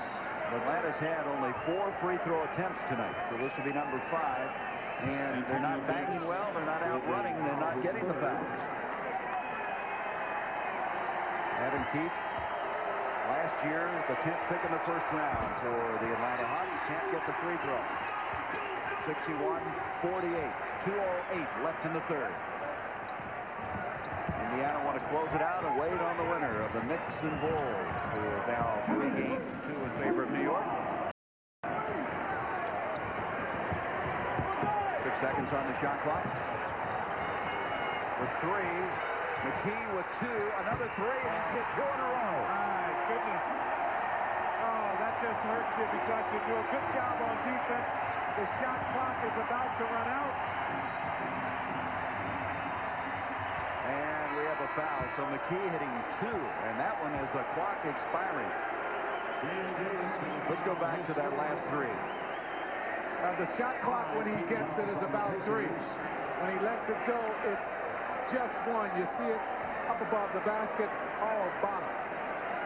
The other end, Dale Davis picked up the foul, his 4th, as Manning will go to the line. So Derek McKee, he's the guy that Larry Brown has said so many times, Derek McKee, that doesn't show up stat-wise. He does so many things well. He can play 4 different positions, exceptional defender. In fact, he told me he thought that this guy was the best defensive player he'd seen since Bobby Jones used to play with the Denver Nuggets. What do you think about a guy 6'10" that can guard any position on the floor? He can step out, play the point guard. He can play around the basket. So it's hard to put a value on that kind of guy. But I tell you the thing that probably is most important about Derek McKee, he doesn't allow his ego to play a part in things. He doesn't mind taking the second, or the third, or fourth option on the offense for the Pacers. Yeah, you're right. He's a real blender. He's done a good job. Smits, a tough shot. He had Adam Keefe picking away at him, but he still got it to go. He should touch it every time if this matchup continues. Smits with 21 points. That ball deflected off to Adam Keefe. 1:09 left in the third. Dwayne Farrell is checked in, ducks in, and he's fouled. Look at how the Pacers are swarming around the ball. You bring it into the paint, someone's going to be up there for the block. Aaron Scott picked up his first foul. Farrell will go to the line. Well, this Indiana team was a good defensive team this year. They allowed 97.5 a game. That was a club record. And they cut that down to 88 points a game in the playoffs as Farrell hits the free throw. 66-50, and here comes Reggie Miller, and I still can't get over the fact that Reggie Miller has just had an ordinary night, and their team is still leading by 16 points. I said in our last game that one of the key things about this Indiana team is they finally started to believe that they didn't need a big game from Reggie to win. And he has sacrificed his game. He has scored 12 before that shot. It is a 2-68-6-50 at the other end. Keefe, and he is fouled by Reggie Miller.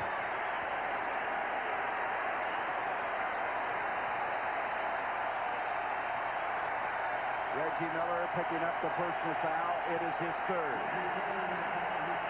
Lenny Wilkins is going to go back to Andrew Lang. He just needs more size because Rik Smits is just going to have his way with the smaller unit on the floor playing against Adam Keefe. He'll catch it around the basket and he'll score every time. Everyone is standing here at Market Square Arena. We're still in the 3rd quarter. Now they're used to basketball here in this state. It starts from way back in high school when they sell 50,000 seats to the state tournament. This old ABA city making a big statement now in the NBA. 68-51, 43 seconds left now in the 3rd quarter. Boy, Elo respects Miller, then he got out in a hurry. Smits again. He has now 23, and he's closing in on his playoff high. He had a 27 in Game 3. Lorraine Farrell inside, and he's fouled again. Farrell's come in now, and he's been taking the ball to the hole and getting to the line. Pacers putting them on the line, and they're playing with so much confidence. They feel they can block every shot in addition to making every shot.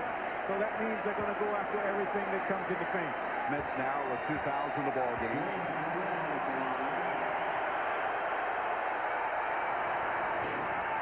Well, you know, this Indiana team, Goose, had the best record other than Seattle since the All-Star break. Well, Everybody said they're coming in, they're going to be really tough, maybe a sleeper. I think you can take that sleeper label off. I think so. You're looking at Larry Brown.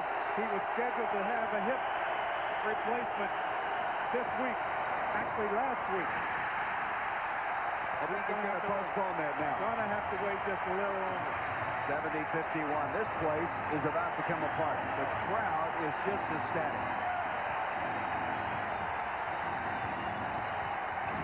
Scott looks up, 8 seconds on the shot clock. About a second difference between the two clocks. Smits to Workman. Everything is working now for Indiana, as they now have a three-quarter 72-51 lead.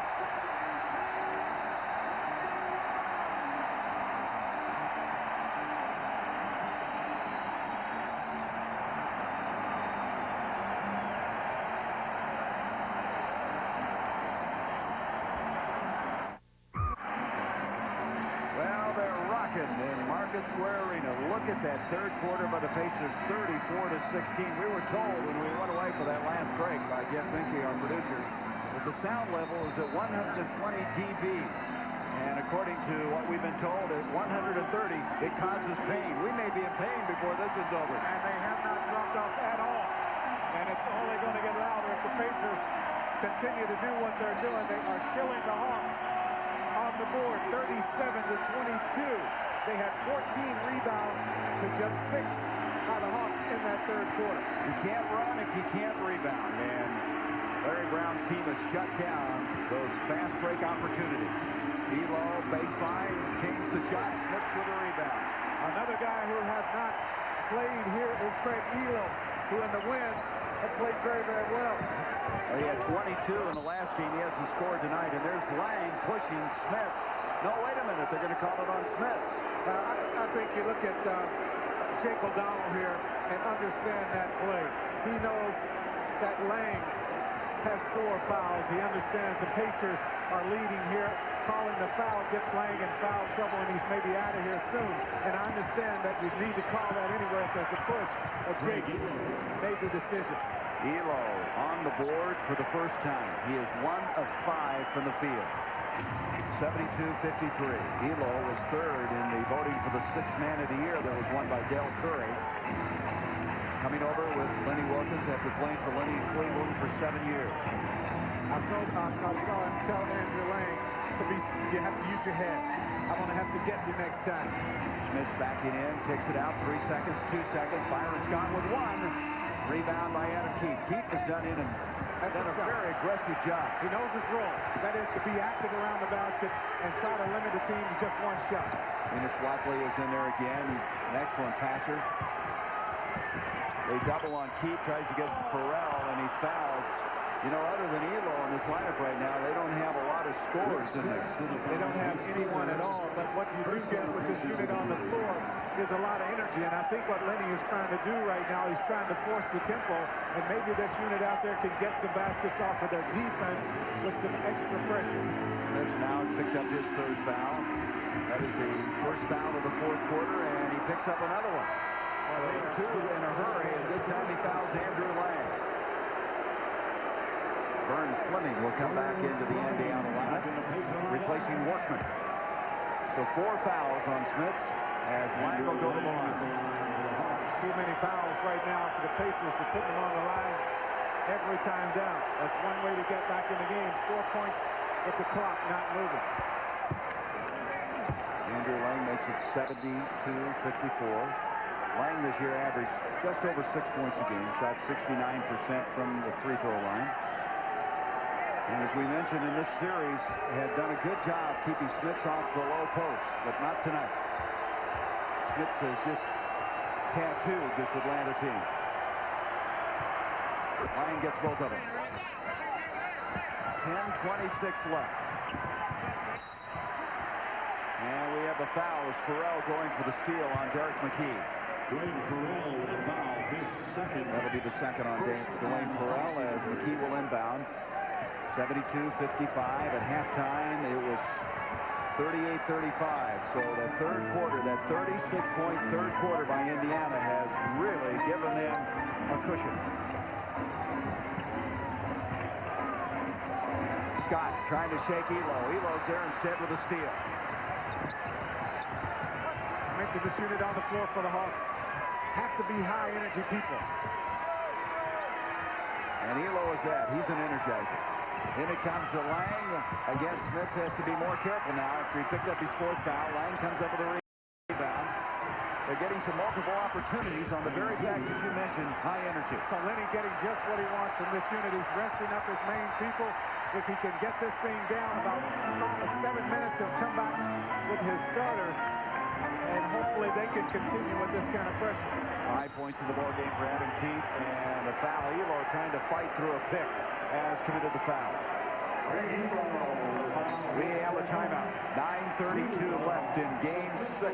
72-57 Indiana. Indiana 72, Atlanta 57. Here's tonight's Dutch boy in the paint. The rebounding total is where the Pacers are winning this game. See that 38-23, they have 11 offensive rebounds and then 17 second chance points to just 6 for the Hawks. That's the thing that always jumps out at me about Indiana is their ability to quick jump, come after the ball, get multiple opportunities on the offensive glass. They really do that well. You talk about the Davises, which we've mentioned. We also have to consider Derek McKee and his ability to get to the offensive boards. You mix in any at all from the guards, and you're talking about a very good offensive rebounding club. You saw that center comparison just a moment ago. Smits obviously winning that battle. We got a couple of interesting statistics to pass on here in a moment as far as playoff history is concerned. 9:32 left in this ball game. 72-57 in favor of the Indiana Pacers. Vern Fleming now with Watley on him. The cutter, Scott rejected by Lang. Out it comes to Farrell. Big block, big defensive play. Then it comes Adam Keith off to Farrell, and Farrell, after coming into this game, has really jump-started this team, and now Watley reaches in and commits the foul. Larry Brown is going to have to reload here. He's coming back with Grady Miller. He's coming back with his starting point guard, Haywood Workman. You see him right there. And Del Davis is checking back in the game also. Rik Smits getting some valuable minutes over there. He'll be called on to come back pretty quickly. Workman double-teamed and fouled. They trapped him in the backcourt. Watley and also over Farrell. Farrell committing the foul. A couple of things I wanted to pass on. You know, the Pacers scored an all-time playoff low of 69 points in game 2, right? Yes, they did. Right now, 59 points for Atlanta with 9 minutes to go. The all-time low was in 1950 for Atlanta. They were then known as the Tri-City Blackhawks. They scored 71 points. Understand that Red Auerbach was their coach. How's that for a little history? I'll take that lesson. Reggie Miller now with 13 points in the ballgame. 74-59.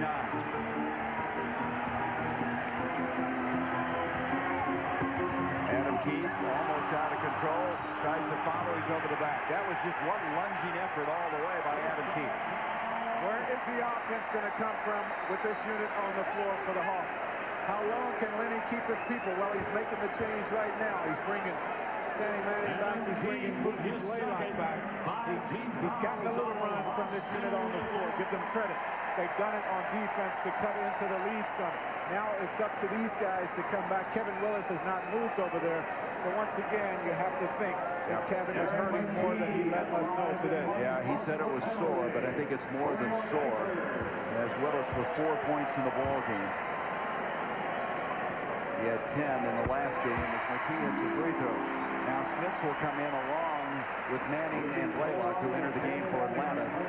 Antonio Davis checks out. You know, another guy we need to talk about for the Hawks, who has not been here tonight and not given them what they needed, is Stacey Augmon. Yeah. We haven't mentioned him very much, but his numbers way down as well. And it looked like he was going to be headed for a pretty good night because he scored a couple of baskets early in the ball game, and then things just didn't happen. He was 2 of 2, then went 1 of 5 after that. Elo to Lang. He was trying to load it up and lost it. Manning, who just checked in, gets a pair. 75-61.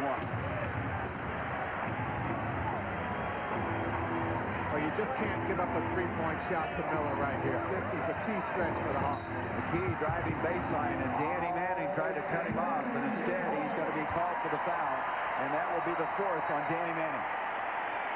Good job by McKee, understanding Danny just checked back in the game after sitting a long time, can't be real loose, so he put the ball on the floor on the baseline and drew the foul. McKee is 7th-year man out of Alabama. You know, no one would have bet that Derek McKee would still be in the playoffs and Detlef Schrempf wouldn't after that trade was made. You know, everyone was saying that Seattle got by far the best of them. But here he has fit into this system. He has committed to playing wherever Larry Brown needs him to play, and that's what Larry needed. Just inside 8 minutes to go. Maybe in the season for this Atlanta team. Manning, a little quick jumper. Smits tries to stay with it. Workman's got it. Okay, Haywood Workman has really done a good job in all phases of the game here tonight. Just to spring back after the last game, what he has done tonight.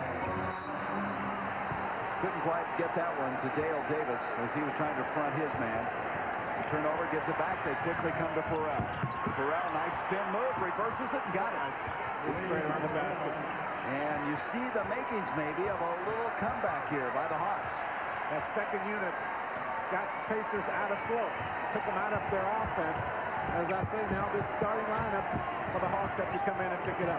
Reggie Miller will try to pick it up, but Elo's on him. Elo's done a very good job of staying with him. Smits inside, overshot it. Dale Davis will try to go up with it, and he's fouled. If that's on Manning, that would be 5. Let's see who it's on. It's either Farrell or Manning. It's Manning, his 5th. He is just a handful. I'm talking Dale Davis around the basket. Lenny Wilkins, what a year they've had. An unbelievable year. One of the most surprising teams in the NBA, but it could come to a grinding halt here. Dale Davis makes it 78-63. You think what the Hawks had last year. Their record, how they ended the season. Lenny comes in and they pick to finish 5th or so in this conference, 5th or 6th. I think the Hawks, to a great extent, have been overachievers as well. You talk about some of the other teams, the Hawks with their record. Well, we may have both #1 seeds out of the playoffs. Seattle already eliminated in the West, and the #1 seed in the East in real danger of that happening. No foul. Farrell puts one up, and Smits has it taken away by Manning, and he is fouled. And right now, a lot of energy and a couple of kind of angry teams as that flurry of activity ends up in a foul on Rik Smits. Larry Brown is beside himself, and he is trying to get a technical foul here to maybe get the tide to turn here, and maybe he'll get some calls after that. That's the 5th foul on Smits. Well, he wanted the foul right there, didn't get anything.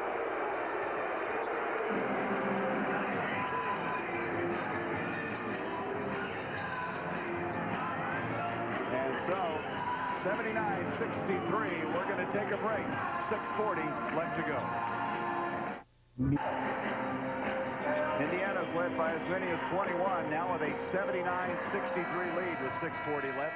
We mentioned earlier Seattle, the #1 seed in the West, going down.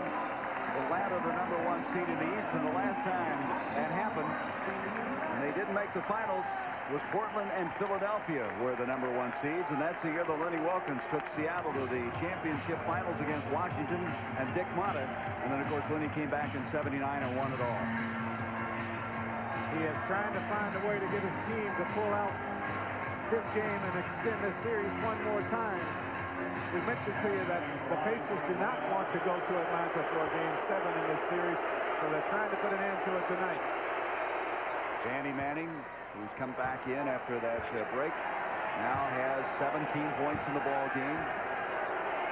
Atlanta's not out of this. There's still some time, 6:40 to go. We mentioned they trailed by 21, 72 to 51. Burrell has been hustling very hard, blocked by Dale Davis. Oh, what a save that was. And then a foul on Burrell. So Burrell committing his 4th foul, but Davis, who has all year long done that with the shot blocking. He led them in shot blocking this year with 1.61 blocks a game. That's 106. And he's been right at that pace in the playoffs as well. He allowed Burrell to come up with the offensive rebound on that free throw attempt, so if he doesn't block the shot, he's probably going to be out of the game. He knew that, so he got up and got the block. Derek McKee with a strong second half makes it 80 to 64. Remember, George Karl said this about Derek McKee when he played in Seattle. He says, always wanting to do more, yet I never want to take him out of the ball game. He's just such a quiet force in a ball game. He's one of those players that you think's not getting anything done until the game's over. Yeah. And you look at the stat sheet, realize, or look at the film, and you say, hey, that's a great ball game. The slicing Manning, and the left-handed shot goes. Then he's starting to get shots going to the basket. For a long time, they had lost him as he spotted up outside so long in their offense. A lot of energy, though, they're expelling to catch up as they trap in the backcourt. McKee comes across the timeline. Another thing Derek can do at 6'10", he can run the offense if the point guard is getting too much pressure. There's Miller with a quick load, doesn't get it. I tell you, one of the stories that's going unnoticed tonight is how well Elo is playing Reggie Miller. He has really made it tough for Miller to get open. Look at this, he's on top of him again. Can't leave him. He knows that Lenny has been just pounding that into the heads of the 2 guards on this team. Workman, loose rebound comes out to Manning. Manning with 19 points in the ball game. Blaylock with a 3, and he's fouled. Not a smart play by Workman. That was very, very close to be a 4-point play opportunity. That's the first foul on Haywood Workman. He played collegiately at Oral Roberts and then played in Italy for the last 2 years. They won the Italian championship last year, losing the European championship to Tony Kukoc's team. Blaylock with the free throw. After he was cut by the Atlanta Hawks, had to go and improve his game. He did that, and now he is on a real serious mission to eliminate the Hawks here from the playoffs. Yeah, Workman said it makes me sick when I think about the fact they cut me after 6 games when I was in Atlanta. Trying to make him pay. 20 points now for Mookie Blaylock. 81-68, 5:24 left in the game. Reggie Miller out to Workman. Byron Scott getting ready to come into the Pacer lineup. The thing the Pacers must do here is understand there's a lot of time left and you can't stop trying to score. That's a 2 by Reggie Miller. He's been relatively quiet. 15 points for Reggie Miller. He is 7 of 16 for the field. Now there's McKee, 6'10", guarding the point guard. Mookie Blaylock taking away his penetrating opportunity. Into Farrell. Farrell, nice catch, gives it to Manning. That was a very heads-up bounce pass by Farrell. He gets that shot off very quickly. Again, they're picking him up now, full court, trying to make something happen with 4:40 left. Pacers have to continue to be aggressive on offense. And it goes to Antonio Davis. Adam Keith reaches in and commits the foul. Attack the basket. Yes, you want to protect the ball. You want to try to use as much of the shot clock as you can in this little stretch here, but you don't want to forget that you have to score points as the Hawks are trying to make the comeback. Larry Brown was talking about Antonio Davis. He said, here is a guy that is a class person who wants to work hard, who wants to be a better basketball player. He says it's remarkable that a guy could be over 2 years in Greece, 1 year in Italy, relatively unnoticed, come in and impact this team the way he has impacted. He played collegiately at the University of Texas, El Paso. A pleasant surprise. 14-point lead. Antonio Davis has 10 rebounds in this ball game, and Atlanta scoring quickly. And it comes to Workman. That basket going to Blaylock. He has 22, and we have a foul in the backcourt against Atlanta as Blaylock commits the foul, and that will be the 3rd on Mookie. Larry Brown, understanding his need to make sure they continue to score, is making the move to get Byron Scott into the lineup. Now they go very small here, as you have Workman and Byron Scott at the guards. That makes Miller now drop down to the small forward position, but the offense is starting to get stagnant. He understands that, and he's putting his most potent offensive players on the floor. Utah and Denver just underway at McNichols Arena, and Utah leading by 1. What a series that has been, and we have 4:18 possibly left in this one. The Pacers lead it 85-72. 85-72, Marita and Miller. Reggie Miller's wife, all excited about the Pacers, who are 4:18 away from wrapping up this series and moving into the Eastern Conference Finals. 6 Pacers in double figures, and Reggie himself with 15 points tonight, 7 of 16 from the field. Got to give Reggie a lot of credit. I know he has a good eye on the floor. Oh, my goodness. Even better off the floor when you look at his wife here. Yeah, he learned that from his sister Cheryl. She always did give Reggie Miller a lot of class. Well, it's good that he's quick to learn. Open for suggestions. 85-72, and this place is about to come apart. They are so excited, as well they should be. These long-suffering fans, the finest year in Indiana Pacer history in this NBA campaign, and they're trying to go even further. They want to wrap it up and not go back to Atlanta for a Game 7 as Workman at the line. Workman has 10 points in the ball game.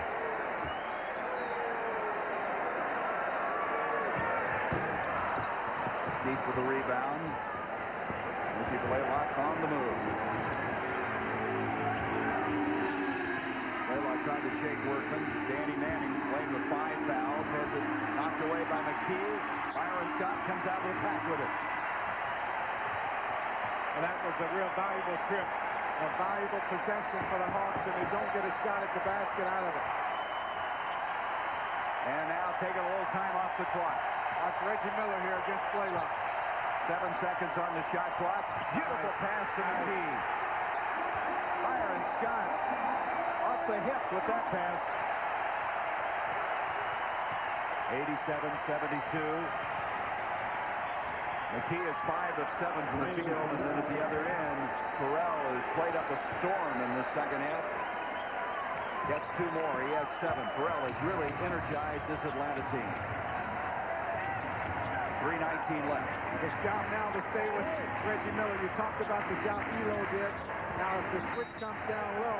Elo and Byron Scott having a little discussion. They were pushing each other. Byron Scott will probably get nailed with the technical, I would say, for retaliating.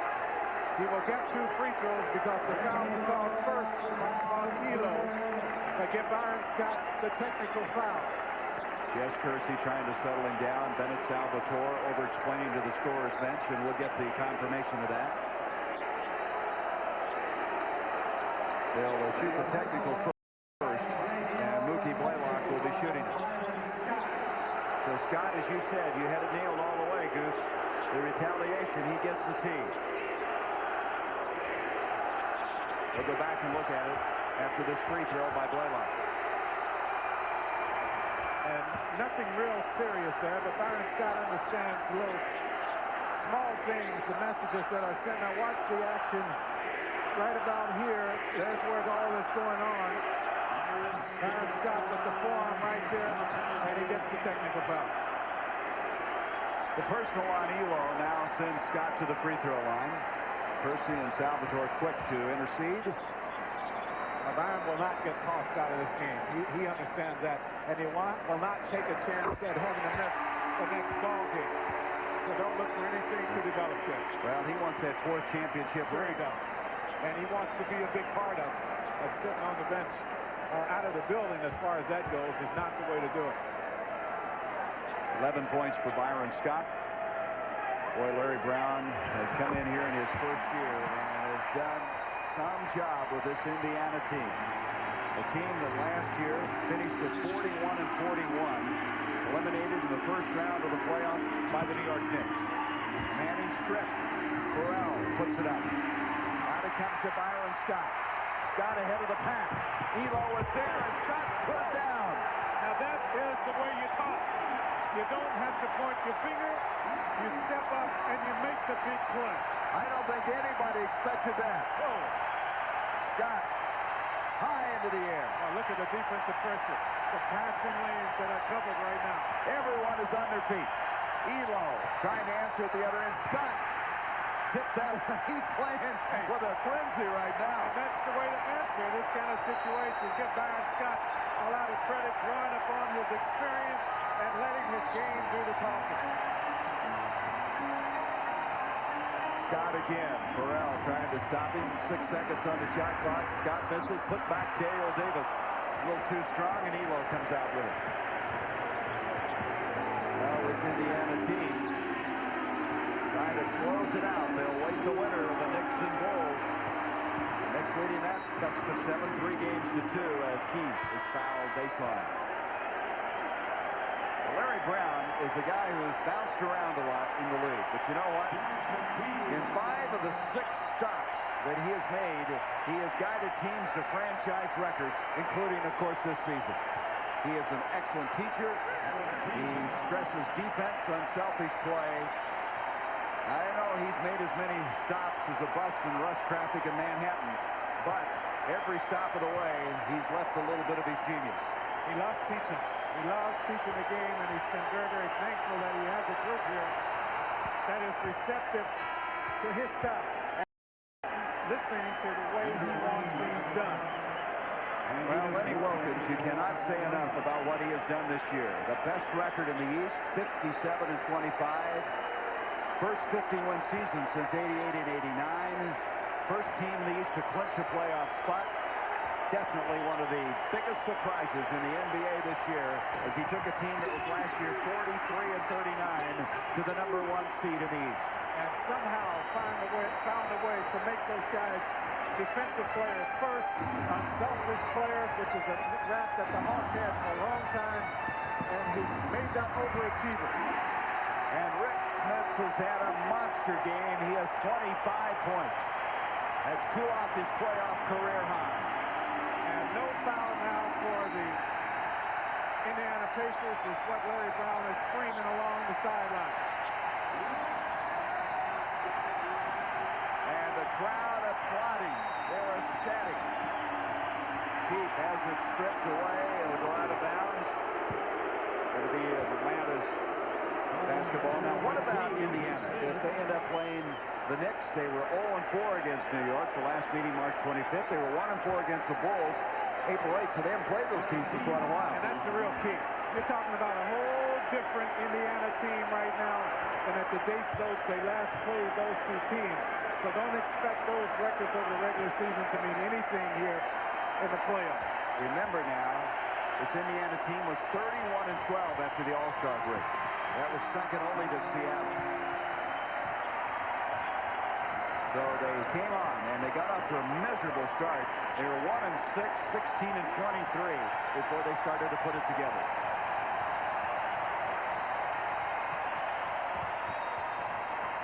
Workman into Smits.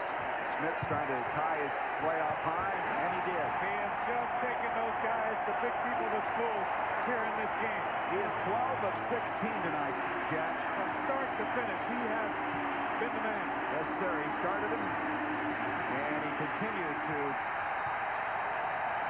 get the job done for Larry Brown. You can hardly hear right now.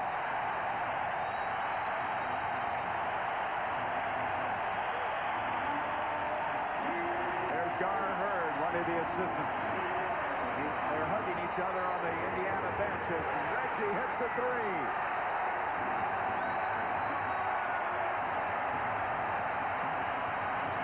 Farrell with a 2. 24 seconds left in the season for Atlanta. Indiana to move on. For the first time in the history of this franchise, they are going to go to the Eastern Conference Final. Awaiting the winner of the Knicks and Bulls, a great chapter in Pacer history.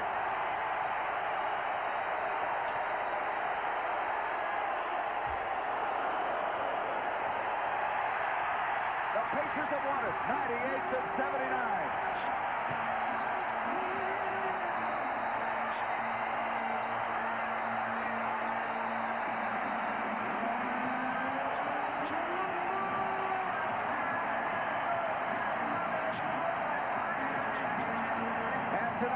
Budweiser player of the game is Rik Smits, 27 points. As he hit 12 of 16 for the field. Also 4 rebounds, and Budweiser will donate $1,000 on behalf of Rik to the United Negro College Fund. 98-79. We'll be back at Market Square Arena. Here's to you. I see it all out here.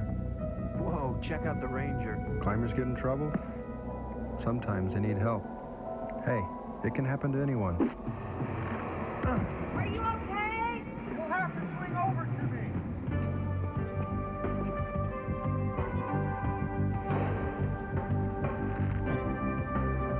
For all you do. Budweiser. Crisp, clean, classic. Proud to be your buddy. Hard to tell. Could be any pickup. But how many compact pickups hold this much? Have a bed with 2-tier loading. And a tailgate this easy to deal with. You could say it's the most intelligent pickup of its kind. Except there doesn't appear to be another pickup of its kind. The Chevy S Series, so new from the inside out. Everything else is history.